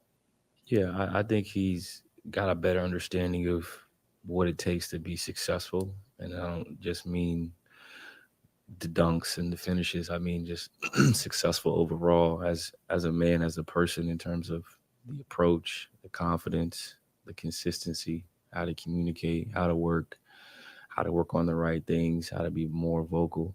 I think all those things are important, and I think he's getting a better understanding of it. And I think some adversity helped build more character for him. He's gone through some things personally. He's gone through some things on the court, obviously. They talked about the playing game when we got beat by 50. And, maybe that was the turning point for him to kind of understand, like, this is what it takes. This is the type of level you have to be at mentally off the court. And I tell them all the time, just stack your days, really take advantage of each day. If you look at life, like that, it's easier to be successful long term if you have a plan in place. And I think he's got a better plan for how to be successful. And I think there's some grounding that comes with being a father. There's some grounding that comes with failure. He's been very successful throughout his life since high school. So sometimes when you struggle, it really shows you what you're made of. I know this really is part of your job description as a player, but if you could put your, president of the union hat on for a second, and you survey the league in general, do you think it's an advantage or necessary for organizations to pay the luxury tax to be competitive at a high level? Oh, wow. Hold on, let me figure out how I should answer this. I think this is what I really believe. In order to be successful, you have to be willing to spend resources, money. I run businesses. I think, it's well documented, well known. You spend in the areas that you need to spend in, and you understand your windows. And I think every team has a window at some point. Boston Celtics, their window is now, what do? They spent a lot of money and then the owners are selling. But I think it's understanding where your window is of success and opportunity. Do I think it's advantageous to go into the tax every year? I think it just depends on where you're at financially, and every team, every situation is different. But you do get these opportunities to where you could really be successful. You could really build talent and, put your best foot forward. And that doesn't happen often. Each team has a window, call it over the course of a decade, you'll have a 2 to 3 year window where like things kind of like start to fall in place. You draft well, you're able to get some signings. Maybe you add a couple free agents, you do a couple trades, you hit on the second round pick, you hit on an undrafted guy, and things kind of change. I think those are the times where you capitalize on the moment and you weigh the pros and the cons financially of everything. But I think historically, the teams that have taken advantage of their windows, not just with spending, but with being aggressive, I think they have gotten the results that they've liked. And then, I mean, you see what Dunleavy said, he talked about it, you spend wisely, but you spend in the right times. And I think they chose to kind of, gauge as opposed to spending a lot of money right now, looking at the situation, looking at their roster, giving themselves the true gauge of, can we really win a championship? Can we really compete for a championship, even if we spend? So I think it's different. But with the new CBA, which all the owners agreed to, by the way, it wasn't like I just said, hey, this is a great idea for everybody. With the new CBA in place, it takes time for people to kind of adjust. It takes time for you to do projections, calculations on what's going to be the BRI, what's the rise each year? Is it going to be what they said it was going to be? What is the tax like? How bad does it hurt? What is it like to withdraw or have to give up picks? The dollar for dollar. There's areas that we can improve upon with the CBA for sure. There's areas that we got right, and there's areas that we need to tinker with. But I think it takes time to figure it out. You have to kind of go through the process, and we'll continue to have conversations, engage it. But to answer your question, I think it depends on the window. It depends on the talent and where you're at. But if you want to be successful, sometimes you got to do what it takes to be successful, and that's spend some cheese. There's been a lot of discourse this summer about how this team could play without a traditional big, and kind of trying to compensate for the rebounding and defending of the paint. Mm-hmm. What does the buy-in need to be from players who may be asked to do things that they're not traditionally done in the past? Yeah, I think you got to be selfless in order to win, and you got to be willing to sacrifice, and that's individually and that's collectively as a team. And I think the best teams do it when it's necessary. The Celtics, obviously, they just won a championship. They go small at times. Porzingis is 7'4", so I wouldn't say, they go small a lot. But Al Horford, Tatum will play some 4, some 5. Jaylen Brown will play some 4, some 5, depending on the lineups. And you got to be able to guard in the league. You got to be able to switch at times. I mean, you got to be able to play different lineups to be successful. Can you do it every night? I don't think that's realistic. You got the Joker. You got Embiid. You got some traditional bigs. You got lob threats in the West to where it's a little bit more difficult to do it consistently. But in order to win games down the stretch, you got to have your best players on the floor. And sometimes those are smaller players. Sometimes those are wings. But I think in order to be successful, teams just figure out how to get their best players on the floor and how to get them to play well together.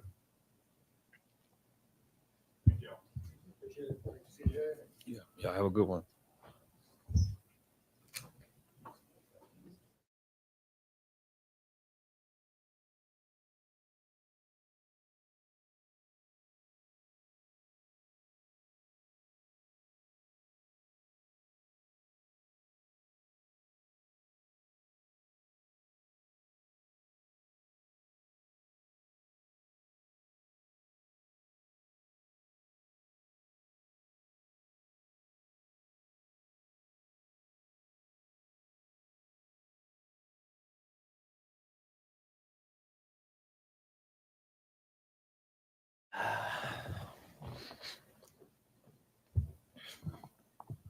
It's been a couple months since the trade. Just what's the acclimation process been like for you and your family, coming to New Orleans and all that? I mean, it's been great. When you live your life thankful and grateful for, the blessings you have, everything, else is easy. So it's been smooth for me and my family. And I think you put on social when the Josh Hart stuff happened, like, hey, I'm excited to be here. Just, I know it's really early, but why are you feeling like this is a place like, you think you can be comfortable and all that? I mean, I get paid to play basketball, something I love doing. And, obviously it became a workplace for me. And then other than that, it's a beautiful city, great people, loving, caring people, a lot of great food around here. So, we're excited. We're excited just to be here and build. And when you went from San Antonio to Atlanta, I'm sure there was an understanding that your role was going to look different. And I'm guessing that's the same mindset coming into this situation. I guess, where do you expect your game to change or look different now that you're adjusting to this new roster? I mean, I fit in anywhere. I love the game. I study the game. Obviously, new situation, different opportunities. Excited just to come in and work every day, learn and win basketball games. I'm not the coach. So, that's Willie's job to figure out all that type of stuff. But, on the floor, I'm excited to defend at a high level. And then, my job as a point guard, it's a dream to have this talent around you. So I'm excited to make all these guys' life and jobs easier.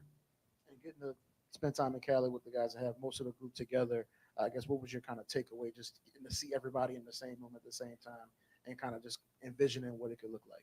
I mean, it was great. Obviously you don't take, big steps, it's a journey, a long journey. And, through the ups and downs, the good and bad, you just take your time with everything. So, really, it was just great to be around the guys. Obviously, I'm a new guy on the block. So, I was just excited to be around everybody, already been in communication with everybody. So, it was great just to be around, for a few days.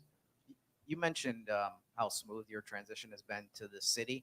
What's been maybe the most fun part of your adjustment so far, whether it's been reaction to people on social media or people that you've run into in person in New Orleans? I've heard players in the past have said that one of the funny things about New Orleans is that there's like thousands of coaches here, like people that are going to give coaching advice and stuff like that, or advice to players.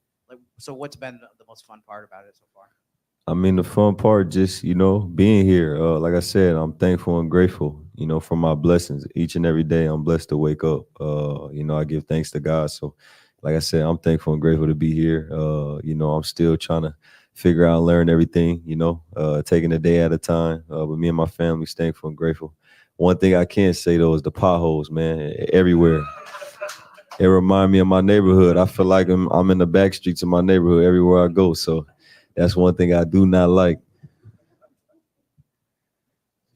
When you look upon your career, you started off in San Antonio. Your first few playoff runs, your role was being more of a complementary player, and then now you've gone on and developed into like even being the guy in some of the playoff runs you've had in like the recent past. Just what can you tell us about your journey to like get to where you are now, and then now how can that translate? Just having experience to be one of the guys, but also now having experience to be the guy. How does that translate to this team and all the talent it has? I mean, for me, my journey came off of just, belief, confidence, working hard, and like I said, being a sponge to learning. So, each and every year I keep that same approach, and I just try to keep a mentality when I'm working and studying and stuff that, I haven't done nothing, no matter what it is on and off the floor, I'm trying to make it. That's a mentality that sticks with me and allows me to stay level-headed and continue to work and be a sponge. So I'm gonna continue to work and learn, and the journey is far from over. This is just another chapter, and a chapter I'm excited to, see how it, comes out. So, that's really how much I could put it.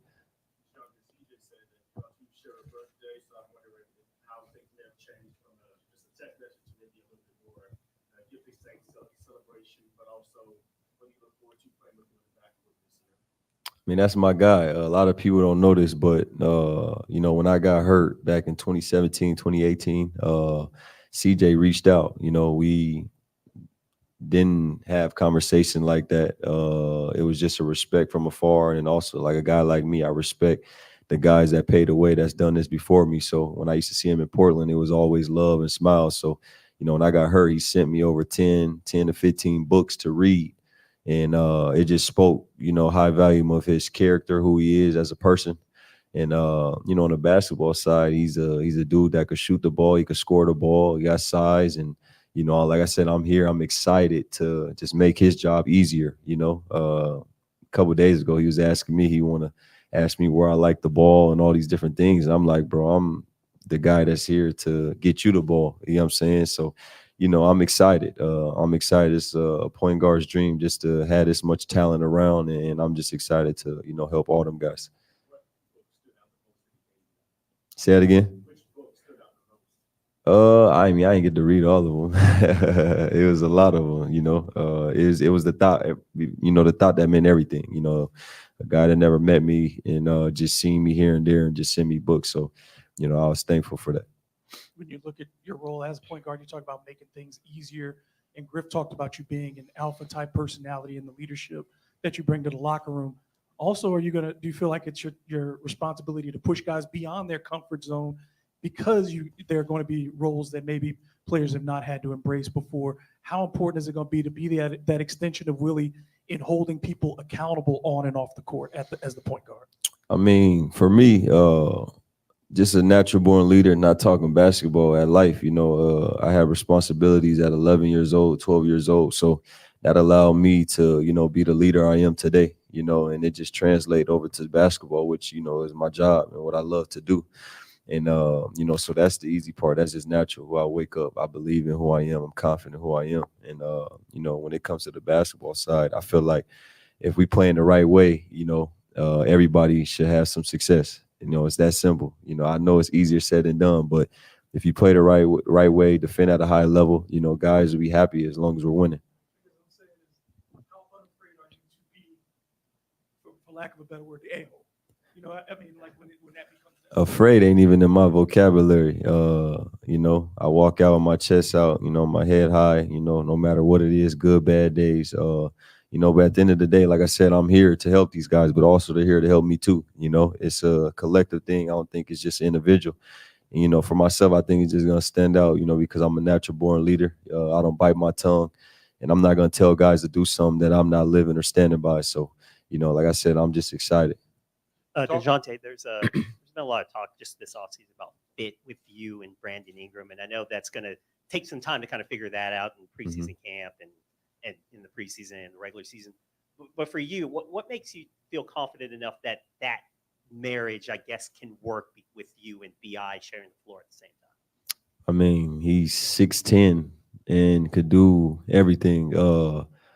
So for me, just being a point guard, watching him, we go way back. Me and him, the same high school class. We've been, close since then, all the way to now. So, with a guy like that, I feel like with his size, you just put him in spots and, let him work. But also knowing, putting him at the elbow, the top of the key, the blocks, his size, and, just how well he shoots it in that area, and knowing he's a willing passer, the guy at that size that could pass the ball. So just making his job easier makes our job easier. He's going to force a lot of doubles, so allows us to get open shots or, from good to great shots. And, at the end of the day, if you work hard, you study the game and you just a sponge, and you love the game and you're willing to sacrifice to win, it's going to show, the guys that's sacrificing to win, the guys that's not. It's just how the game goes, not even just for us, for every team, but specifically for the Pelicans. We just got to buy in and, sacrifice and, have the same goal, and that's the win. Similar thought. You talked about your relationship with BI. You and CJ have the same birthday. You go back, and even Zion's building a relationship with you. Kind of how important to have chemistry with some of those guys, some of the main guys here off the court, before you kind of build that repertoire with them on the court? I mean, it ain't even just about the main guys. It's everybody. You're going to need, from the top to the bottom, you're going to need everybody each and every night, starting the practices, the locker room, the buses, the plane, just building that chemistry and that love for one another and getting the understanding of who we are and where we come from. And that translates to basketball. When you find out a person and see who he is and what he stands on, the moral principles he value, I think it just makes it easier and wants you to play with him more and more on the floor. So, it starts with off the floor, all the relationships. I ain't just singled out and try to build relationships with this guy or that guy. I've been trying to learn and build relationships with everybody, because we're going to need everybody to do what we want to do here. You talked about your responsibilities as a 11, 12-year-old. Can you expand on that a little bit more, and also how that helped form you into the man you are today? I'm real private about my story. When the time's right, it'll come out, whenever that time is, whenever that's right. But yeah, I have responsibilities. 11-year-old. I wasn't a I got a 7-year-old, and how I could put it is, you know, my 11-year-old won't have the same responsibilities I had. You know, that's how much I could sum that up. You know, but I'm thankful and grateful. I don't regret nothing. I'm happy where I'm at. It molded me and made me to the man I am today. And that's pretty much what I could say on that. And then one other thing you talked about, when we're playing right, you'll be good with that. What do you consider playing right? I mean, playing right's one of the best for your teammate next to you. You know, a lot of guys may complain, and I'm not saying just here, anywhere. You know, in basketball, you hear a lot of guys complain about touches and needing the ball and all these different things. And I just feel like if we're playing the right way, and you know, I want the best for this guy, and that guy want the best for that guy, nobody will complain. You know, because when you play right, that means the basketball is gonna move. So it could be your night, his night, my night, and you know, that's what the winning teams all have. You know, those are the traits they have. You know, playing together and defending at a high level and wanting success for their teammate. You know, and if we had that mindset, which a lot of guys, everybody here works hard. You know, I'm pretty sure dudes study the game, love the game. You know, that's why they're here in the NBA. So, you know, we do all those things and just stay together, you know, because it's going to be highs, it's going to be lows. But I feel like you stay in between and never get too high, never get too low. You know, we can have some success. I know it's early. You're gonna spend a whole lot of time with these guys, but have there been any standouts for you? Just working out with them, or in some of these scrimmages, some of these informal workouts, just getting to see some of these new teammates up close and personal. Has anyone stood out to you really early in their game? I mean, everybody been here working, you know, in the weight room, on the basketball court, handling their business. The guy I want to see, you know, do more is Herb. I told Herb, I've been on Herb. I don't want to see him just defending. I want to see Herb like in transition. If he see just one guy, he's so athletic and he can go finish and he'll dunk on you. So, you know, guys like that, you know, just staying on him, telling him we need you to be, you know, a complete two-way player. And throughout your career, you've shown, you know, you got a lot of versatility. You can do a lot of things on the floor. Do you think being on the team with, you know, guys like Bi, Z, who can score consistently every night, that'll allow you to kind of show those other parts of your game? Do you think that can be you at your best when you don't walk in feeling like I got to score 22 tonight just to give our team a chance? Man, that's what I'm most excited for. Like I said, as a point guard, I'm excited to make all these guys' jobs easier, you know, but also, you know, keeping that chip on my shoulder, knowing who I am. But at the end of the day, man, I'm just excited to get going with the guys. Yo.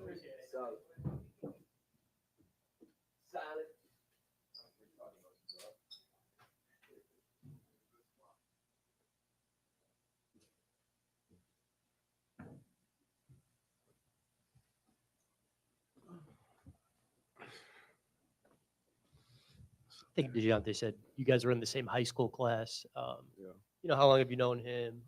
You know, what was the relationship like before he became a Pelican? Yeah, I've known him since high school. Might have went to a couple camps together, but the rookie program right before we got in the league, we made a good relationship that kind of carried us up to now. I always check up on him when he was with other teams, with the Spurs, with Atlanta, and he's done the same for me. So it's been a good relationship. And I mean, look, you got 1 year left in the deal. You know, what are your thoughts on, like, do you anticipate playing this year out on that contract? Do you expect to get something done before the start of campus? What are your thoughts there right now? I don't expect anything. I'm just happy to play basketball right now. I don't know what's going to happen, but I just expect to play basketball, yeah. And I think, you know, the video you posted on Instagram said you can't stay in environments where people don't understand your value. Like, what can you say just about, like, I guess, you know, what fair value is or anything like that? What is your question? What do you think, I guess, fair value is to you? Fair value. I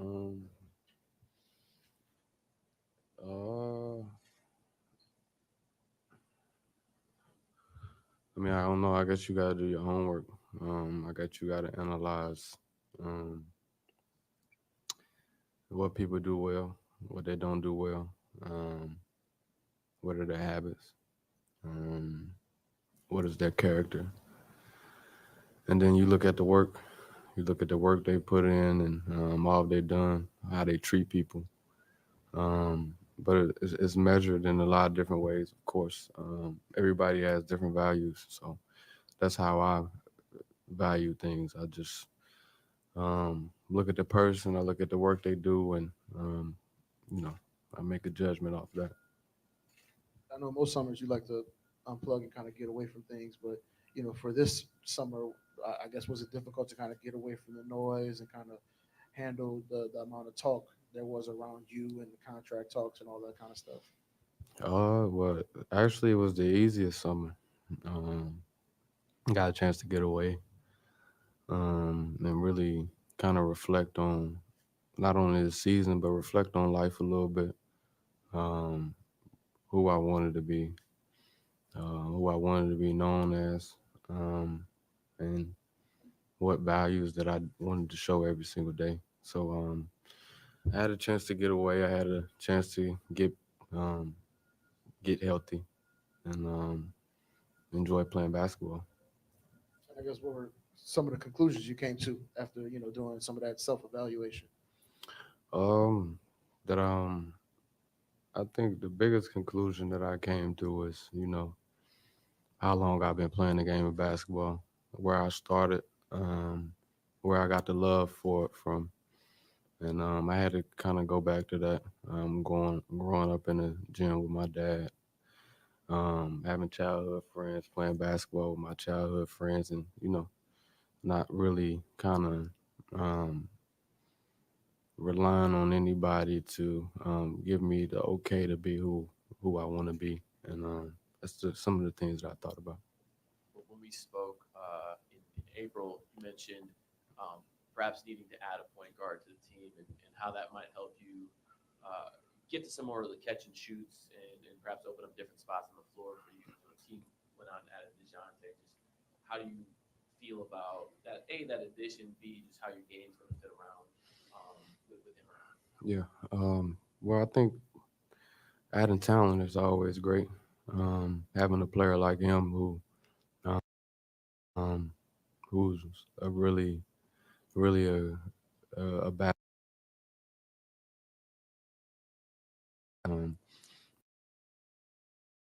single-handedly with Trey, with his team, running his team, and he's been a great player in the league. So it's gonna be fun to work with him. I think to play with him on the floor, but behind the scenes to kind of pick his brain a little bit and see what he sees on the floor and how we can make it easy for each other. Willie talked a lot about, quite frankly, he said, "Bi, get your threes up" is something that he's going to say often. How Who gonna say that? Willie said that. So is Yeah, that he gonna have to something tell me to do that shit. that you've wanted? Have you looked at older film where you did shoot more threes or things like that, and thought about incorporating that? How you might incorporate that back in the game? And then the other part is, without Jonas, there isn't really somebody this team can throw the ball into in the post. And you've shown at times the ability to post up in the mid range, in the mid block, and on the low block. Is that something that maybe that you also want to add to on a team that has so much perimeter value, to maybe add something to the offense that way? Yeah. I think I actually haven't watched any old film of myself because I didn't want to pick up any old habits. I wanted to kind of just visualize the game, go in and learn some new things, work on my handle a little bit, work on some different things. And so I haven't looked at that, but I have. I worked on shooting the basketball, yeah. So I'm pretty confident doing that. Regarding not having a big man and posting up, I always do what's needed for the game. I do have that in my bag to go post up a little bit, but not as a 5-man. I never done that, like rim run or nothing like that. But we see how it work out. I know it's gonna be different. The floor is gonna be spread out a lot. I think the the key part about that is rebound the basketball. So that's something that I'm sure coach will harp on a lot. It would be easy, going back to the value thing, it'd be easy, I think, for someone to infer from your statement over the summer that maybe you felt undervalued at that time, but would that inference be correct or incorrect? Or I mean, maybe, but you know, that didn't. Well, that wasn't necessarily from a New Orleans Pelicans standpoint. You know, I don't want to. You know, anything that I feel I'm comfortable to share with everybody behind the scenes of the organization. You know, I'm not a person that wants to show up the organization or show up people around the organization. So, you know, that was personal. Yeah, with how this summer transpired for you, for you and the contract negotiations, everything being kind of in the public talked about, do you feel like you're entering the season with a chip on your shoulder, with maybe something to prove? Uh, I guess something to prove. But more just getting back to loving the game again, loving the process, um, and knowing what's important. And I think that's winning basketball games and making sure that I'm my best self every single day. And I think I have a good mindset to do those things. Did you come to that realization after last year? I know if you remember, but you told us that it was the worst season you ever had here in New Orleans in the uniform. Did a lot of what happened last year made you think a lot about what you want to do this upcoming season?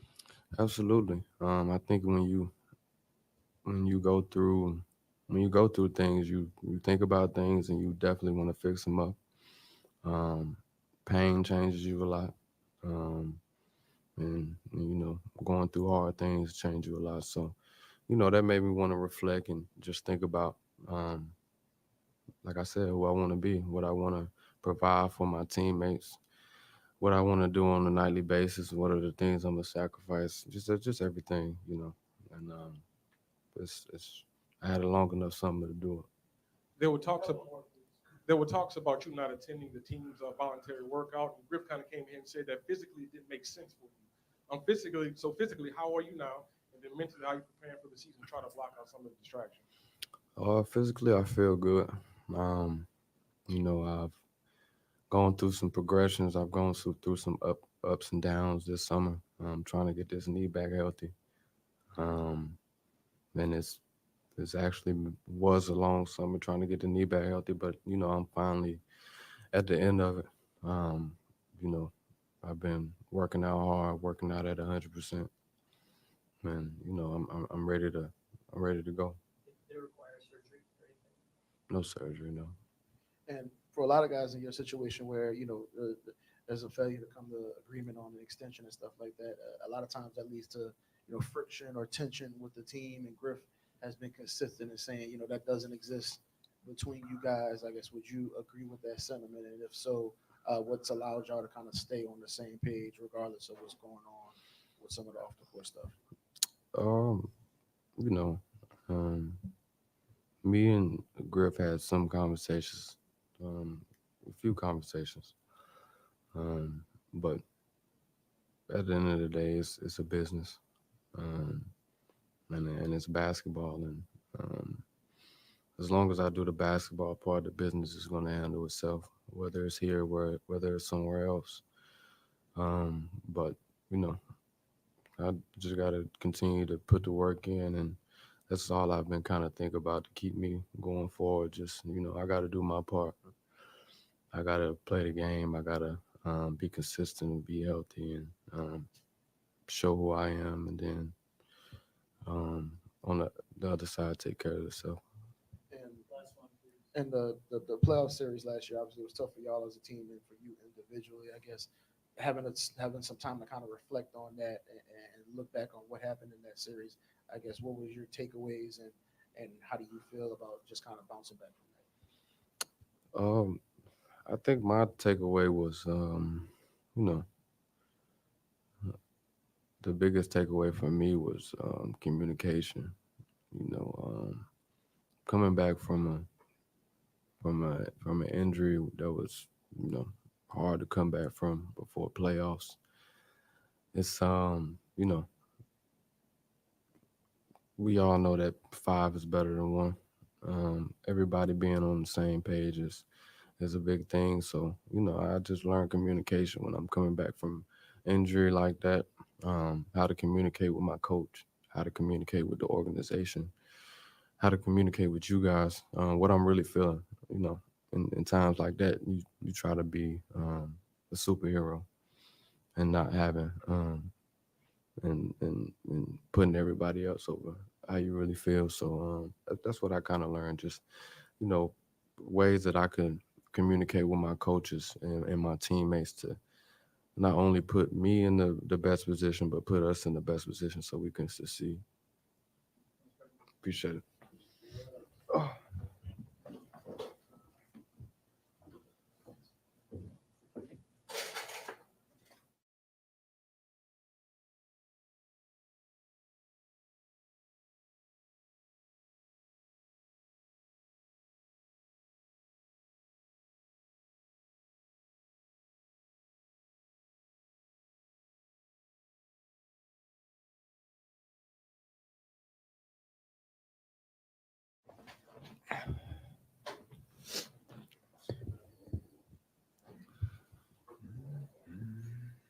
Hey, man. Just what have these last few weeks, months been like for you, since you became a Pelican and all that and getting acclimated here? I had a long summer with the national team, with the Olympics and everything, but as soon as I signed here, I was excited to be a part of it because I think we have a great team, we have great players, and acclimated. I got here a week ago, so still I'm unpacking boxes, and now obviously we're leaving for training camp already. So now I'm looking forward to get to know everybody on and off the court and putting the work in.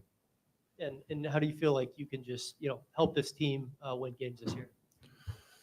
Definitely be the defensive anchor, being back there as a center, be loud, communicate a lot, and obviously setting screens for those guys, get them open, get to their sweet spots, the shots they needed.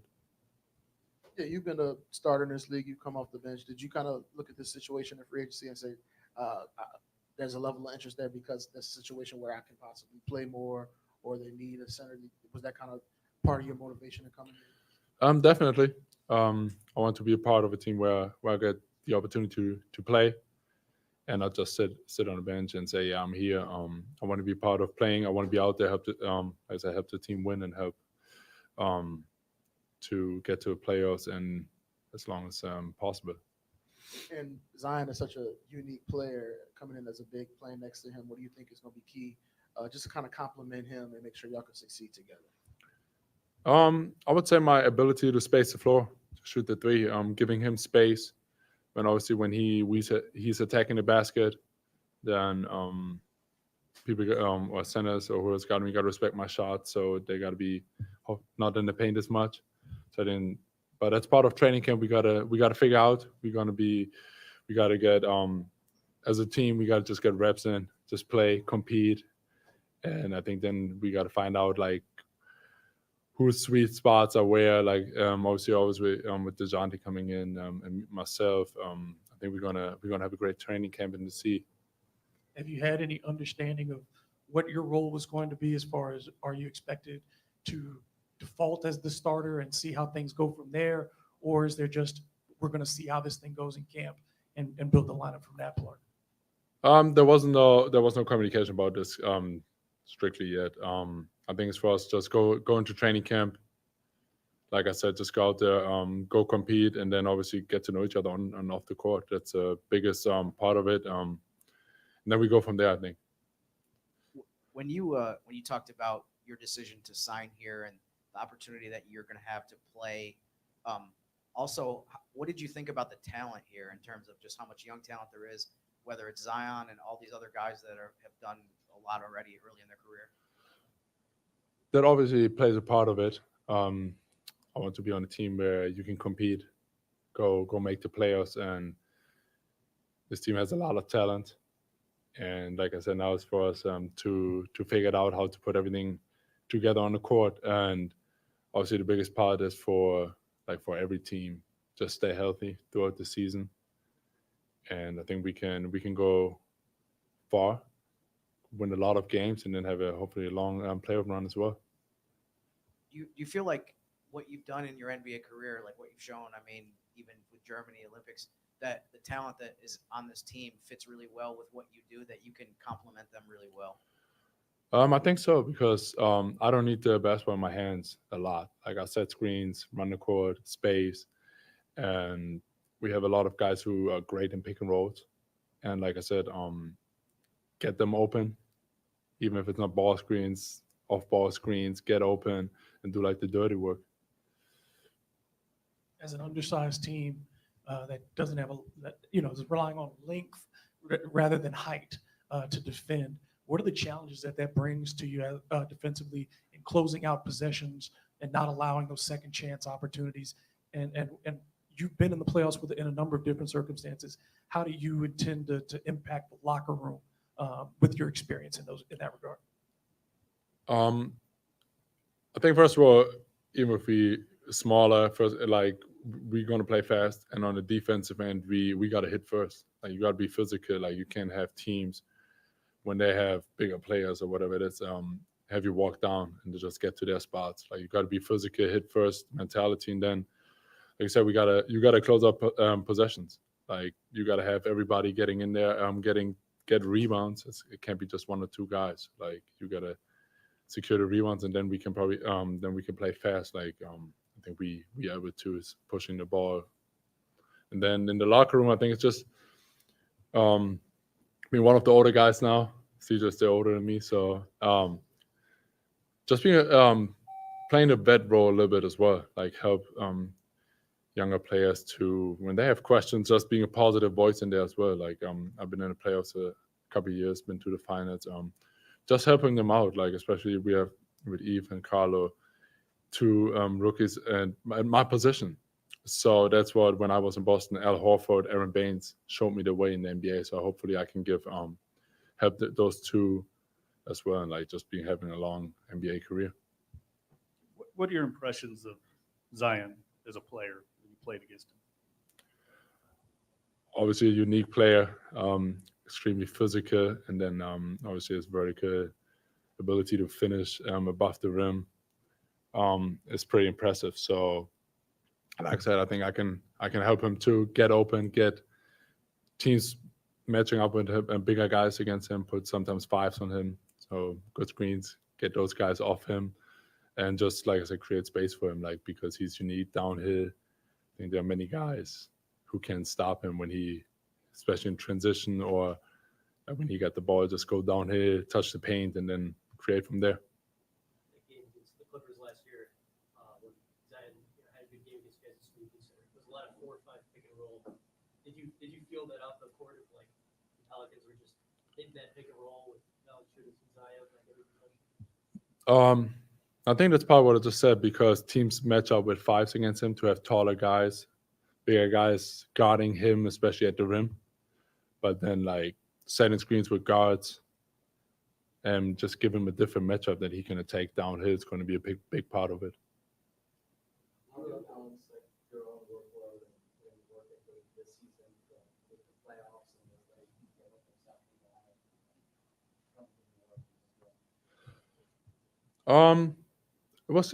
It was easy because the Olympics ended August 10th, I think. So it's like I had a bunch of time to get away from basketball, take care of my body, and then start ramping up again. And just also for my mind, just being fresh and excited for the season.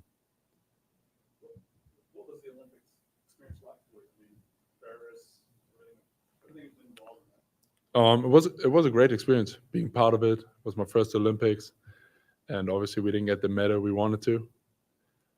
But just being part of it, being in the village, being around like 10,000 athletes from all type of sports, from like marathon running to weightlifting to whatever, just seeing in different cultures, different countries. It's like the whole vibe was just like was fun to be a part of.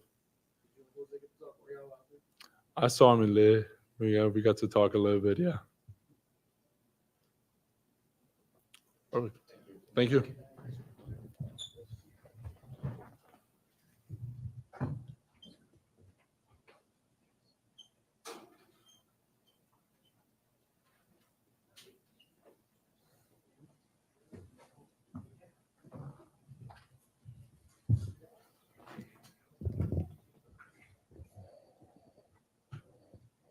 Hey, how are you just feeling physically coming out of summer league and, in that time between summer league and now? What Yeah. were some of the things you kind of worked on? I feel real good. Got a little bit of time to rest before I came back here, went back to work. So I feel good. Body feels good. Excited for the season. And, what's just the message from Willie Green and some of the coaches you're hearing just about like, hey, here's what you could do to, be a consistent part of the rotation? Yeah. I mean, obviously shoot the ball. That's what I'm going to do. Shoot the ball. Shoot it more efficiently than I did last year.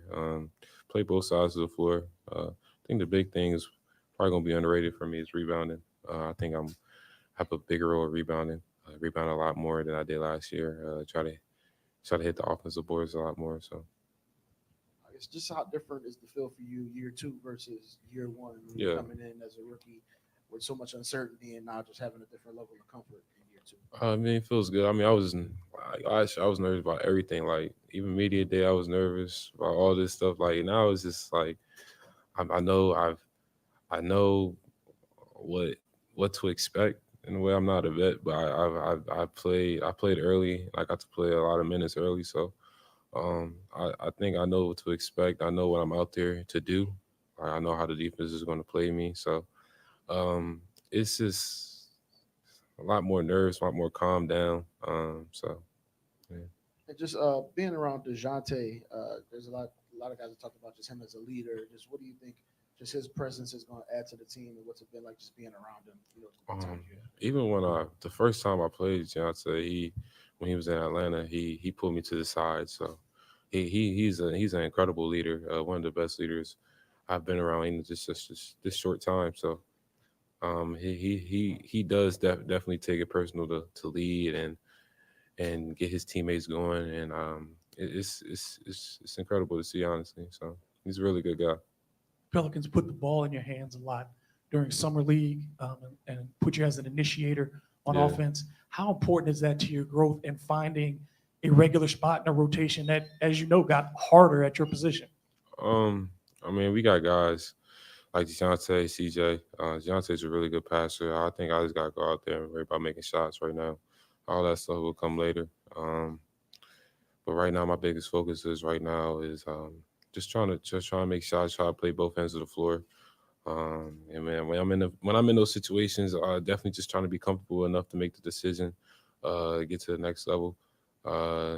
Start looking for getting guys open, getting the guys a shots. So, Coach talked about, guys like you will earn your minutes on the practice court. Mhm. So what did you look at in the offseason and say, here's an area where I think the team needs more of this? I mean, certainly shooting is the first thing and foremost that you bring to the table. But, to get your minutes, what did you work on defensively? What did you work on physically with your body and maturing that way? Yeah. What's the biggest thing that, you talked about the comfortability from year 1 to year 2. Yeah. Where do you see that on the court? I just think, honestly, a lot of the defensive stuff. I mean, I do like physical strength and all that other stuff and whatever. But you just have to have heart. I mean, I have heart and the toughness for it. And last year, it's complicated. You come into the system. Coming to the system way different than college. You got guys that all can hoop. It's a different game plan, different schemes in the NBA. So I was learning all that. Just the physicality I actually had to adapt to as well. On the defensive end, they let you play more, a little bit more physical than they do in college. So just looking at all that stuff, knowing I have to do all that stuff, knowing what I know now, and just coming to the last year, not really knowing as a young guy, as a rookie, just coming out the eye, win a championship. So I think there's a big difference between how I think this year and last year. So. And Jordan, can you go in give us a little more insight into DeJounte, like your read of him? Yeah. Like when you say he looks like he's such a big help, are you talking about like pointers, advice, or just inspiration, or both? He's just really good with advice. If he sees something, he'll say it. Like it's even like little stuff like that. Just even when you see something, you say, and having also like just having a guy that can be that that's going to hold you accountable as well on the court is also a great thing to have, and he will do that as well. So yeah.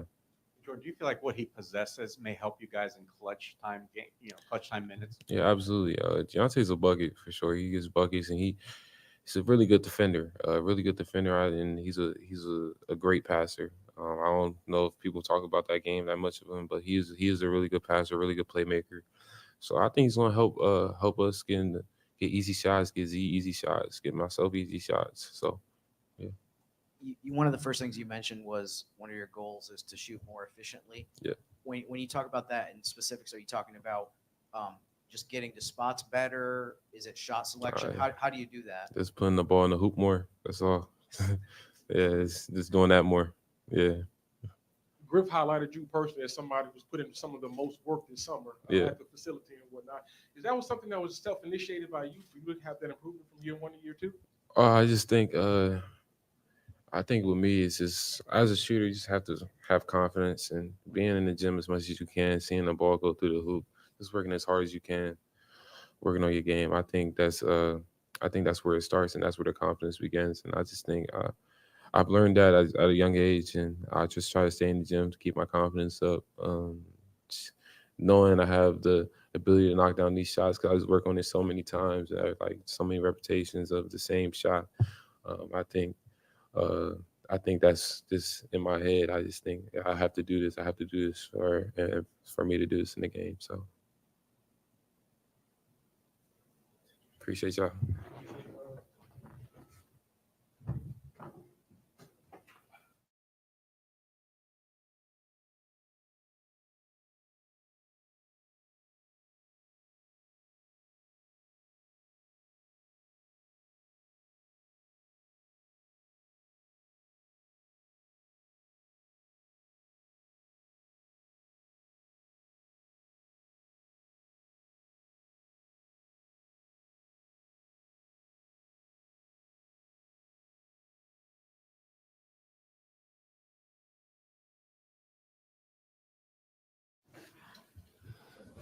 Good morning. Good morning. Hey, Carl, let's go. How you doing? Just hearing from Willie Green, the coaches, what's kind of the messaging from them on how you're a positive contributor this year? Well, just being there, available every day, from day to day. Do the stuff I got to do as a big man. Rebound, block shots, defend for 1 to 5. Pretty much understand the game and understand the spacing. Depends on who I play with on the court. So that's some of the stuff I've been working on and be high efficient, pretty much. Yeah, I mean, what have you just learned about, in practice or runs or whatever, like spacing specifically with So Zion? specifically, Zion is going to be like a little bit different because he likes to go, down to the rim, and that's the place I'll be, right? So I will pretty much you got to space out, right? Get to that corner, shoot that corner 3, go up for the handoff, roll again, stuff like that is going to help out. But pretty much space out with Zion, with BI, got to be down in the dunker spot or CJ, make him a good screen, have a, switch on them or whatever, so stuff like that. You kind of had a unique path as a rookie, coming over from Europe late last year, spending some time with the team, spending some time in Birmingham. How much do you think that's helped prepare you going into this year? Well, I think definitely that Birmingham few games helped out a little bit. You can see that in the summer league, I think, too, because last 2 summer leagues, it was kind of hard for me to find, what's the meaning of this basketball, the kind of type of in the summer league. It's not the same on the, when we look at the practices and stuff, you see it's not the same as summer league or stuff like that. It's not even close. It's different type of basketball, closer to European. Between if I'm going to look at European basketball, summer league and NBA or G League, it's going to be like that. European G League closer to the NBA than the summer league. But just experience of that, fast game, what the game searches for, what people want, from you on the court. It's kind of different than Europe, but I think Birmingham helped out and the summer league and the time I was able to be here and practice with the guys and be on the court with them, that helped out a lot. Translate my game from Europe to here in a way. And having that experience, where do you feel like your game has improved the most? Just reading the game differently, kind of, like reading the spacings, and I think body wise and shots, actually 3-point shot. I think throughout the year, I think I improved a lot. 3-point shot from like not shooting them to shooting 40% in Europe, 33 in G League. With not too many games and shots up, but still it was there. And then that corner three that I've been working out a lot. Pretty much that, and just reading the game, knowing the players, I think is gonna help a lot.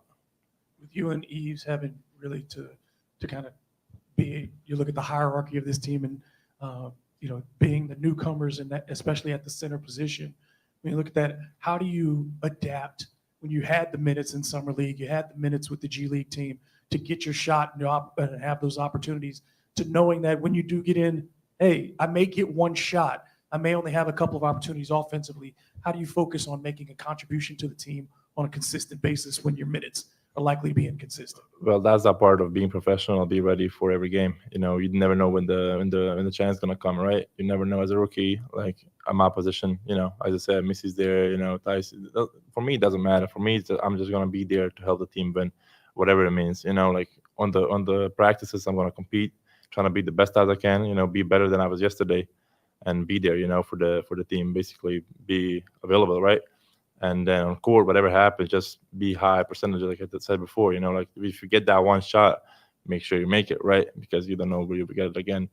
But I think from that defensive standpoint, like the offense gonna grow, right? I think defense gonna get you on the court, and the offense gonna keep you on the court.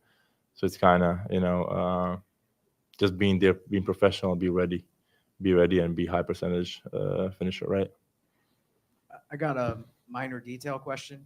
On the list, I think you were number 32. Did you change your number to what it is now? Yeah, I've been wearing 17 since I was like, I know myself pretty much basically. So, but got a bit of respect for a European guy that left, professional guy. So you've worn the number before, and what is the meaning of is there any special meaning of 17? Not actually any special meanings. I got when I was back home and I played when I started, I just got a random jersey. And it was 17, and I was like, "Oh, it had some other last name on it." And I was like, "What?" And they're like, "You're gonna cover it. Don't worry about it." And then I was like, "Who's that?" They said like it was a good player. I was like, "Oh yeah, damn, give me that," right? Like I was like, "Good player, right?" But and then I just stuck with it, and I just like it, like 17 is a nice number. It sounded like Daniel Theis has only been in New Orleans for a little while, but have you had a chance to talk to him as far as a veteran big that has a lot of experience in the NBA already? Yeah, he just came in like a few days ago, so it's kind of been hard to catch up a little bit. He has a lot of stuff to like go through and checkups, whatever. So didn't have time, to talk a lot. But as soon as I got an opportunity, definitely want to talk to him. But European, been through the league, play with some Croatian guys, so it's kind of he could understand me, I think, easy. So, what's it been like for you in terms of being in New Orleans for the city for an extended period of time for the first time for you? Well, I enjoy it. I'm hoping to see more of this weather that's coming up, like a little bit, smoother, less humidity. But I like it. People are really nice, like really like social, talkative, like positive, and it's not too big of a city. That's good, like not too many trouble, But I don't know. I just like it how it is. Enjoying some spots I found, just like, I like to go for a walk a little bit. City Park is real nice. Still have some place to check out, but pretty much I'm focused, being to the gym apartment, And Carlo, you've mentioned that what you've worked on over the summer, and that Daniel Theis is here and stuff. But do you sense a real opportunity for perhaps jumping in the rotation? With Larry's gone, you just mentioned JV, right? He's moved on. Do you sense a real opportunity? Have you had a chance to have a conversation with Willie kind of about that? Well, still, I think it's kind of early. We're going to see more about after training camp, right? But like I said, being professional and being ready, the time has come. It can be like immediately, it can be after 20 games, it can be after 60 games. You never know, right? But I'm just trying to be professional, be ready, and be in court and be available, like working out, like I did before, every day throughout the day, and then pretty much, be there. Is that something you did take away from Jonas?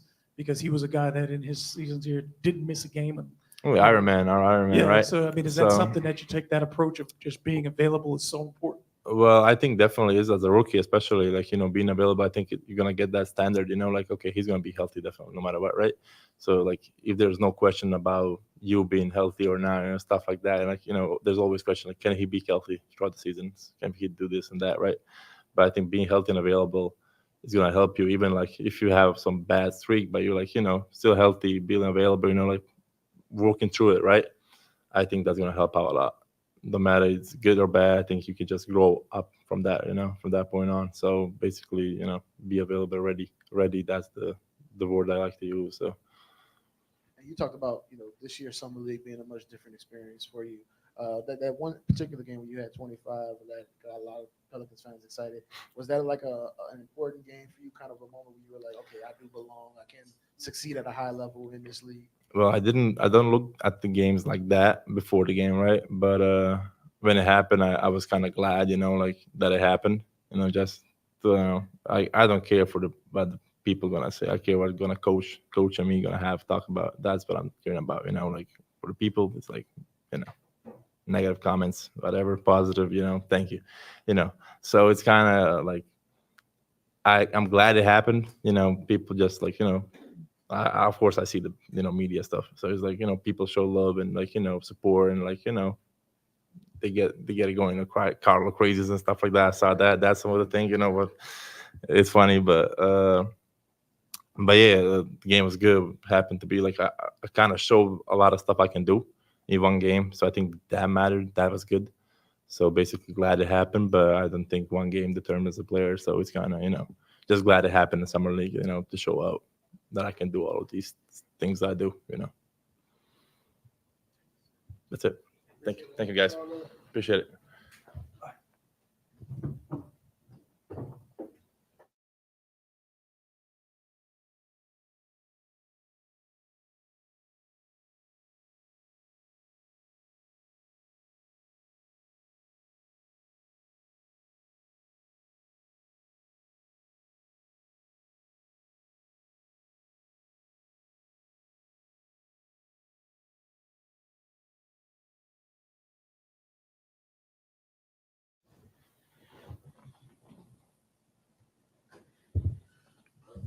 How we doing? What was just your focus this summer, going into this year and everything? Yeah, I think the biggest thing is how can I make myself the most prepared for any situation possible. And I know the aspects I needed to work on. I did that, and just being able to come in every single day and be the best version of myself.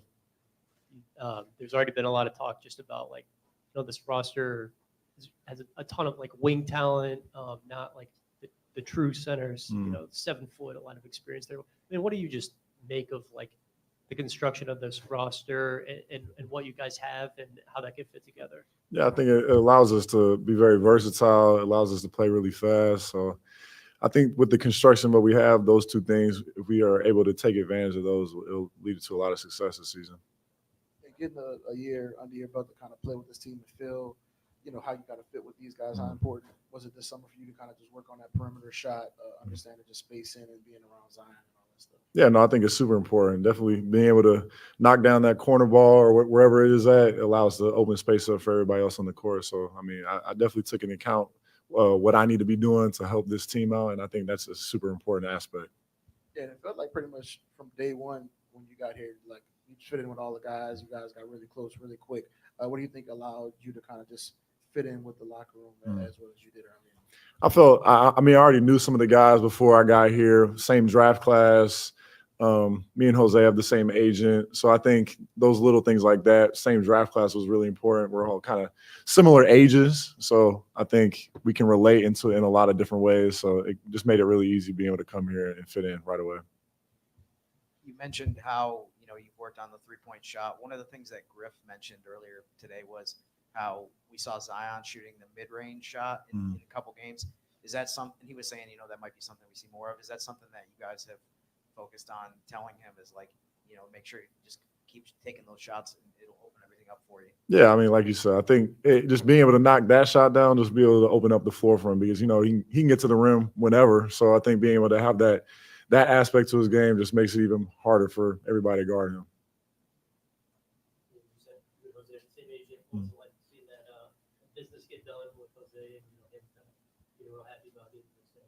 Yeah, no, I think it's great. I think it's well deserved. He's a great player, great guy. He brings a lot to the table. So it's awesome to see things like that for a guy like him. And for you, going from a guy who was starting to having a sign a two-way and now you're on a standard deal, what was that process like, kind of having to work your way back, even though you had as much success as you did in the preseason? Yeah, no, I think I appreciate every single moment I've been through because it's allowed me to become the person I am today. So I think without those experiences of playing a lot, starting a lot, to not playing, to regular contract, two-way, I think I'm just blessed to be in that position because it's allowed me to have the mind frame and just the mindset that I have today. How hard is it, to be one of the guys in that front court rotation where a team can only play so many players? Yeah. And you look at the roster and you say, maybe our 7 or 8 best players are primarily on the perimeter. How do you and the rest of these guys in the front court distinguish yourselves and get enough of an opportunity that you'd like to make a difference for this team on the nights that you can? Yeah, no, I think the versatility, being able to just be as versatile as possible, being able to guard the bigs, but be able to space the floor, but be able to just do all the little things for the team to be able to help them win games. Can you talk about maybe now that Larry's not here, and what did you learn from him last season as far as this role goes and maybe taking over some of the responsibilities he had on court? I'm sorry. I'm sorry, Jose, man.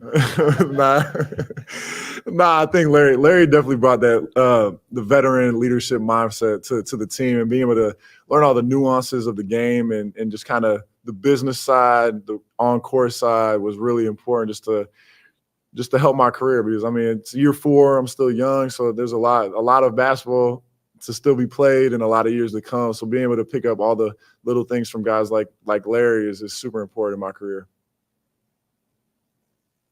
Perfect. Appreciate it.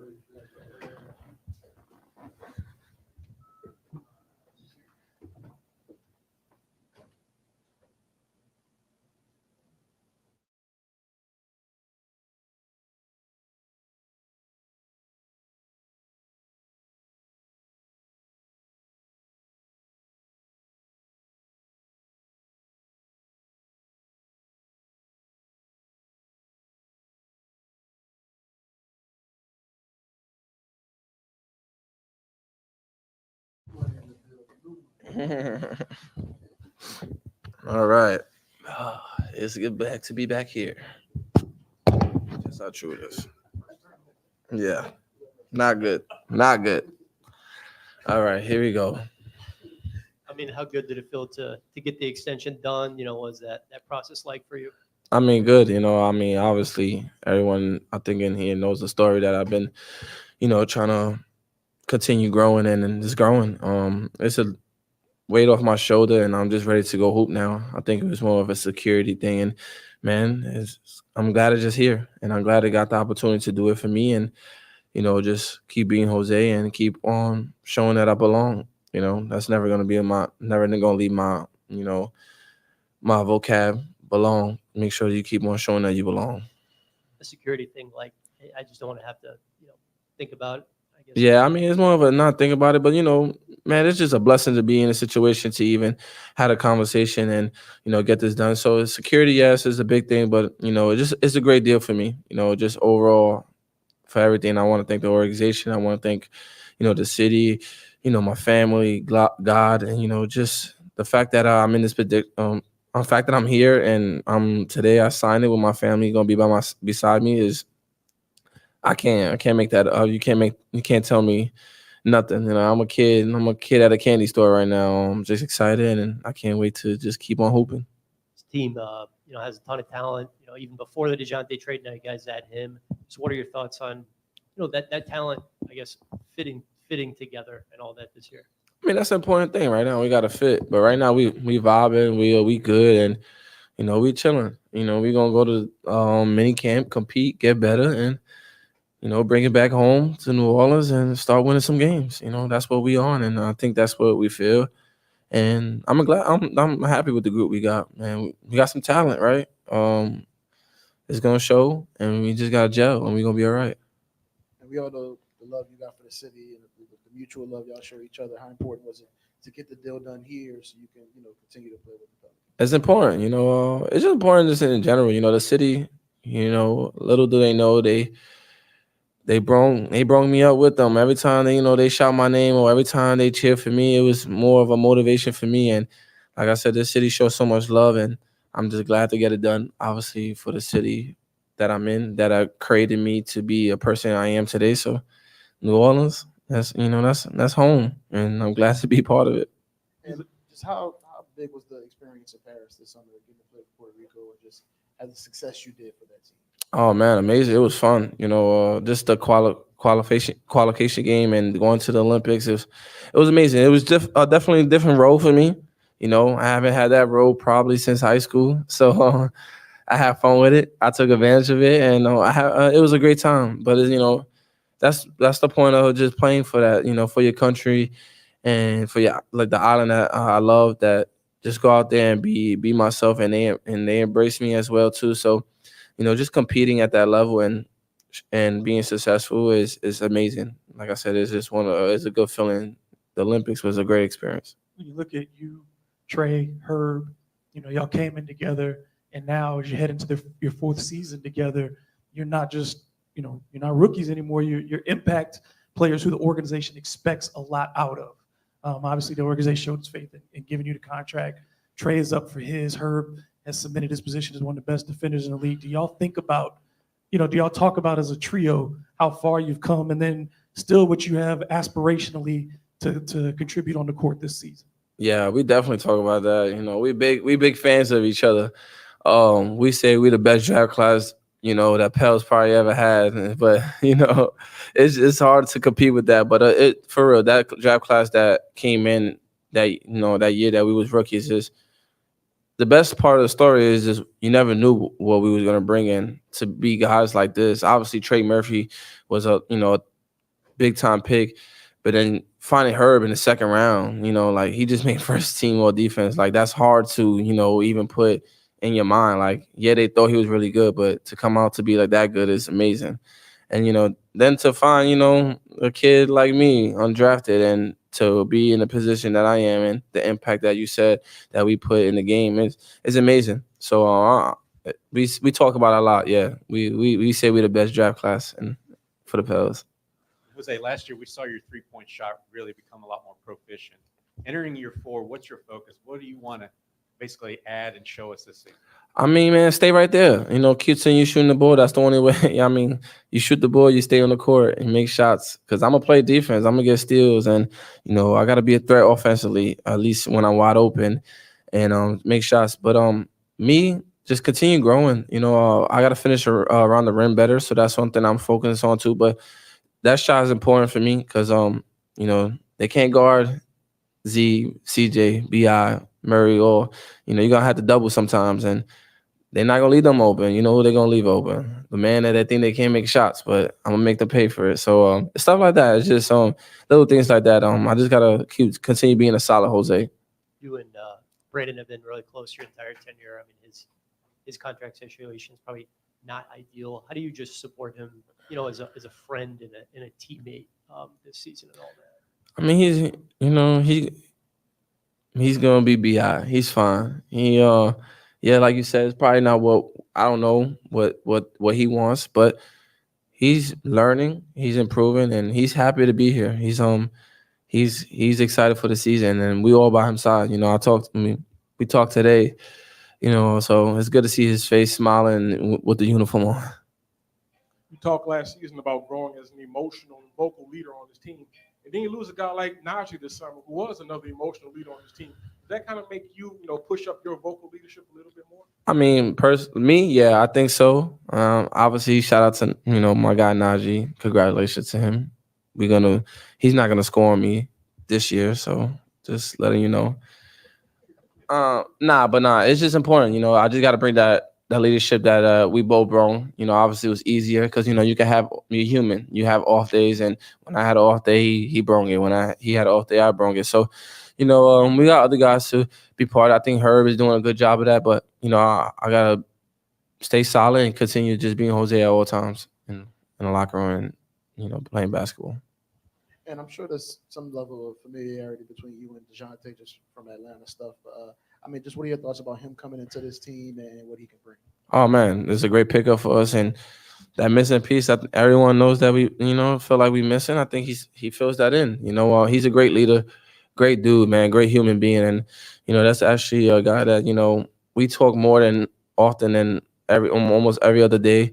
He's just ready to help people grow, and he's growing too. But he's ready to take. He's that leader. He's gonna motivate us when we feel like it's a bad day. He's gonna show us how that bad day could turn into a good day. It's like he's one of those guys, and I'm glad to be his teammate. I'm glad to be his friend now, and let's win some games together now. That's it. We good. Oh, well. Kind of a random question for you. The station I cover in Mississippi, Southern Miss is the big school that we have. There's 2 Puerto Rican players on that team, Neftali Alvarez and Andre Curbelo. I'm curious if you've ever crossed paths with them. And second question, these guys really look up to you knowing that. No, I know those guys. Yeah, they good. Yeah. Yeah. I mean, I didn't know they was that close. Yeah. Yeah, I mean, now that I know, I might go catch a game or 2 over there, but those guys, man, those are good guys. I know of them, not personally, like, very well, but I know of them, and yeah, we had conversations here and there. So, yeah, man, I'm just happy to represent. They represent the island at a high level too, and to be part of that. And I didn't know they were so close, so I'll definitely be going showing love to some games. You referenced it briefly, but I was just wondering, what was your reaction to when Najee signed the contract that he signed? Amazing.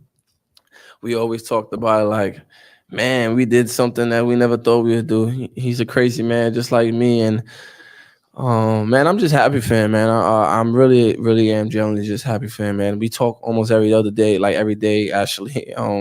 It's a friendship that we built here when we got here. Obviously, you wish you stayed here by your side, but this organization did good by him. He did good by the organization, and everybody's just so happy for him to where he's at right now. And it's unfortunate he's in the same conference with us. So like I said, we see him, and I just can't wait to see him though. I just can't wait to see him on the court. It's gonna be just like we in practice though, going at each other. So it's nothing different. And he might have his day that he might not want to talk to nobody that day, or he's gonna have his day smiling. You never know with Najee, but man, I can't wait to play against him.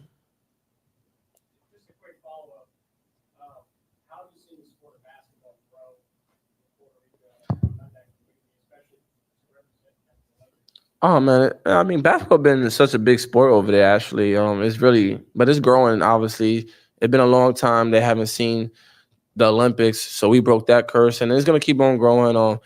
They built in a whole different culture, but they've been since you could go way, way back. They got great players that came out of that island that played in the NBA, played overseas, broke a lot of records, and just to finally be part of that list, at least recommend, coming back. Jose came back, went to the island, and went to the Olympics. So it's just it's in the right direction. All right, yeah. Appreciate y'all.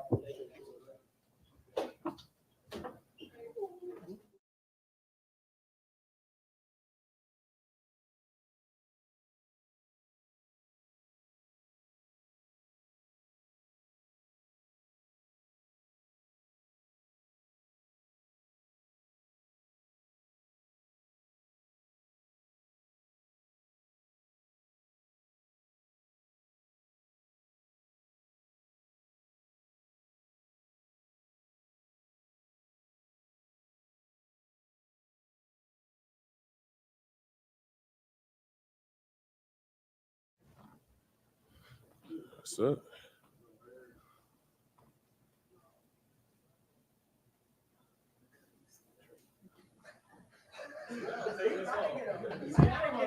You know what? I'm good. I can go now. All right, cool.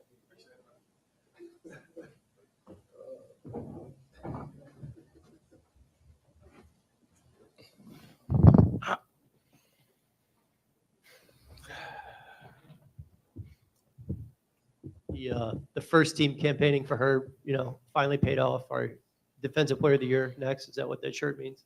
Yeah, new goals, new tasks.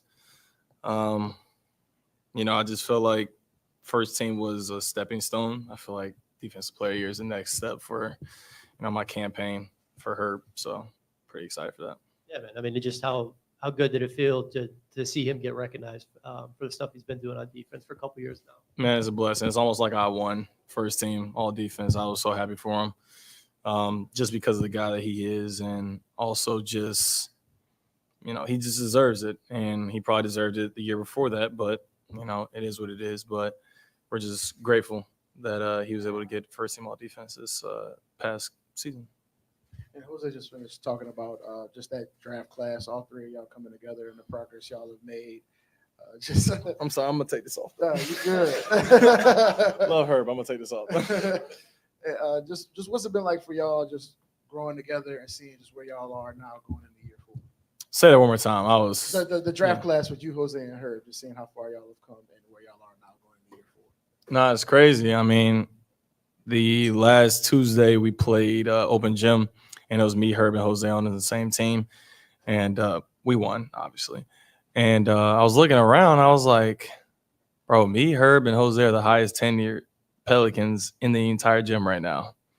Like, it's crazy how time flies. Like, literally, it just feels like yesterday I was walking into media day and getting prepared, wide-eyed, just not knowing what's going to happen. And right now I just feel like I know a good amount. I'm not saying I know everything, but almost everything. Just what's been the focus for you going into year 4? Where are you trying to improve the most?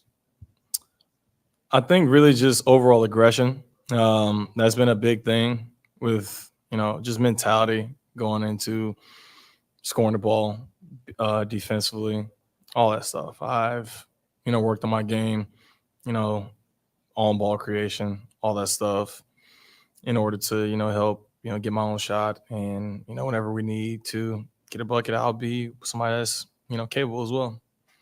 I hate to do it to you, but you're in contract discussions and you're up for an extension. Just how those went, how do you feel like the dialogue has been thus far? And do you have any sort of expectation that things might reach a resolution in the next few weeks or so? No, I mean, things been fun. Things been good talks. And, I want to make sure I reiterate, like, I love it here, and I love the city, love the people that are around here, love my teammates. And, I would definitely love to still stay here. I'm prepared for either situation, if I do sign or don't sign. But overall, like, I want to, stay here. And so just hope we're able to get things done. And also, this is just not uncommon for a guy in my position to still not be signed. I mean, Devin Vassell last year was very early, and that was like October 2nd. So, guys in that range of, not necessarily a max, but, close there, it takes them a little while. So, I mean, it's not uncommon, and I'm not stressing about it, and just prepared to, figure out what we got to do. There's been a lot of advocacy for you to be a starter for this team. The numbers show that when you get minutes, the team does well. When you get shots, I think last year when you got 11 or more shots, the team was 22-8. When you got less than 11 shots, you were 13-14. Do you view yourself as a starter for this team? Do you feel that you're competing for a starting spot with this team? And if you aren't chosen as a starter based on however the groupings go, how do you play as if you are? I mean, I absolutely think I'm a starter on Lily in the NBA, just in general. I'm a starter, and it's not up to me, but whatever happens, like, I'm going to be okay. Like, it's happened in the past where, I feel like I could or should start, and, I've come off the bench and I still figure out ways to contribute and help win. That's the biggest thing for me is, helping my team win, and, would love for that to be as, starting the games, but, that's not up to me. Right. One of the other ways that you were very effective as a player last year was your rebounding. This team has talked about the small ball and not having a lot of guys taller than 6'9". You, depending on reports, 6'9" or 6'10". Yep. 6'9". How much did you develop your skill of rebounding and working on that as a focus, and making that as something you could contribute to for this team? It's just get the ball. That's it. There's no real like thought process other than just go get the ball.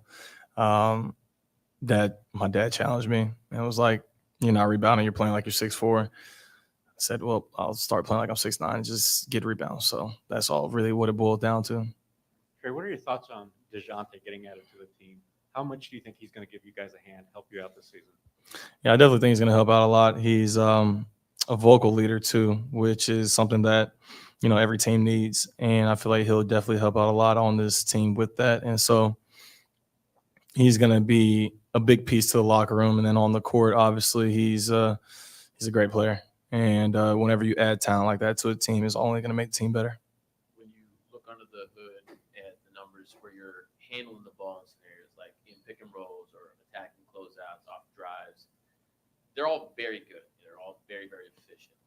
The volume isn't necessarily there, but the efficiency is. Just, do you envision that being a greater part of your role this year? Is that something you spent time on this summer focusing on? And just, how do you go from being an efficient, maybe low volume player there to someone that can get a steady diet of those kinds of possessions? Yeah, I mean, it was a lot of what I worked on this summer. Just having the ball in my hand, more being prepared for those opportunities whenever they present themselves. And just not I'm not saying I'm going to go out there and just have like a bunch of ISOs. That's not going to happen. But, just picking my spots. And obviously, for me, I want to grow as a player. And that's the biggest thing. I never want to come into a season and I'm the same player I was the year before. So, I've, just worked on, more aspects of my game, and hopefully I'm able to showcase that as well.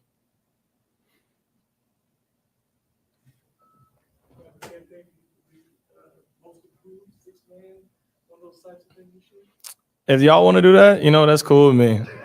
I'm not going to say no. I'll tell you that right now. But 3-point contest, though, I am open to doing that. Do not campaign me for the dunk contest. I'm not doing that. But 3-point contest, for sure. Appreciate it. I'm done. Oh, I'm gonna see y'all later. That's a crazy picture for us.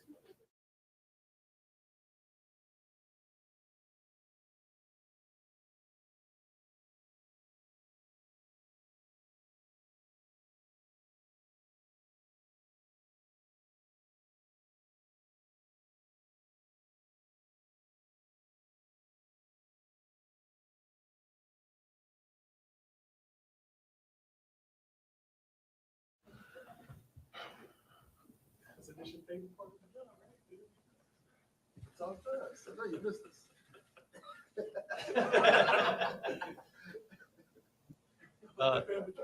Come on now.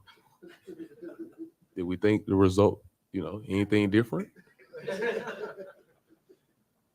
Herb, number two, what can you just share about the process of changing and all that, and how that went with DeJounte? Well, once I saw the trade happen, I knew, we'd have to talk about it at some point. And so I think I had to have just gotten back from a workout. But when I got back, I had looked at, what jersey number he wore in college. And I saw he wore number 5. As long as I could remember or seeing on the internet. And so, when he reached out about it, it was kind of, a no-brainer. Like, I figured he had a deeper meaning behind why he wore number 5. And I didn't ask about it or anything. I just assumed it. And I wore number 2 in high school. So when I found out number 2 was available, I was like, you can pretty much, you got it. Like, I'm not really tripping about a jersey number. And just getting to know him in general, and seeing his game a little bit. What are your thoughts on getting to play together? It's gonna be fun. I know he loves to compete, and that's pretty much that checks. All the boxes for me. As long as you love to compete, you love to win. I think we'll be good. I know you've always told us, you're not big on the individual accolades, and it's kind of weird seeing everybody campaign for you as much as they have. But once the news finally came out that you did get first team all defense, what was that day kind of like for you? Well, I was here in New Orleans. I mean, once I was playing a video game, and my cousin came into the room and told me, the news. I started getting a lot of calls. I mean, after I stopped answering the calls and responded to everybody, I got right back to the video game. It was, it wasn't really it wasn't. I didn't go. Because I can't remember what day it was, but I didn't go do a huge celebration. Like I felt like just getting that award, was enough for me. And I kind of just stayed at the crib and kept doing what I was doing. And that was before NCAA came out, right? So what was you playing Madden? Or? Oh yeah, I was on Madden. And just for you, what's the progression you want to take going in the year for? What do you see your game improving going into this year? I'm just trying to, become a more consistent and efficient player, all across the board, and also improving, being a leader, especially on the defensive side of the ball. I'm just trying to help guys, whatever ways that they need help. I want to be able to help whoever that needs help, get better. And I think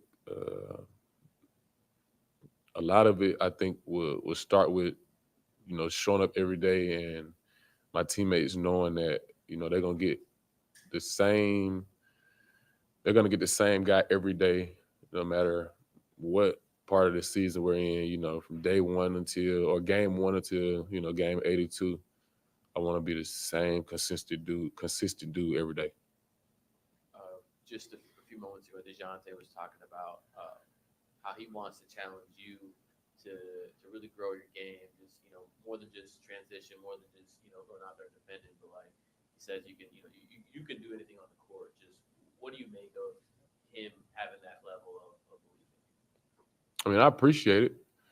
Man, I kind of try to take what the game gives me.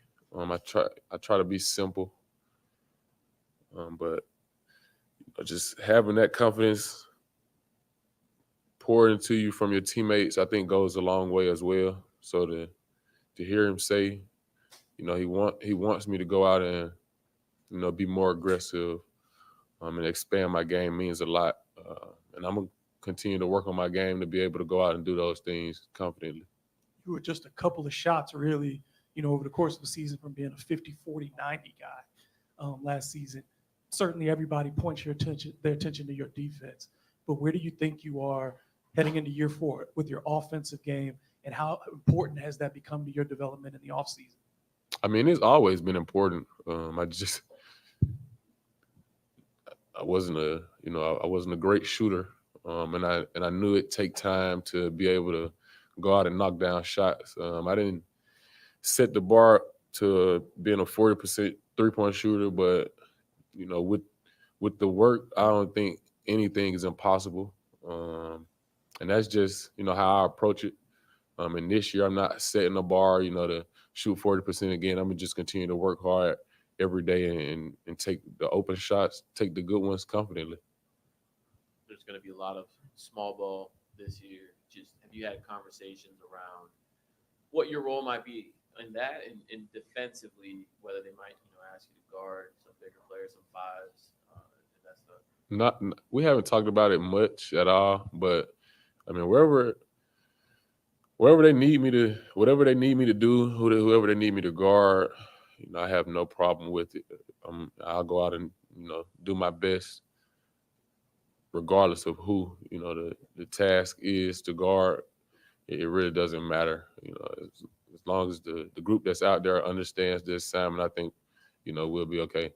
Herb, as a follow-up to that, as someone who thinks the game really well, that sees it out there when you're out there on the court, what do you think of the potential of this team to be able to carry out small ball and be successful? A lot of people point to the way Oklahoma City played last year.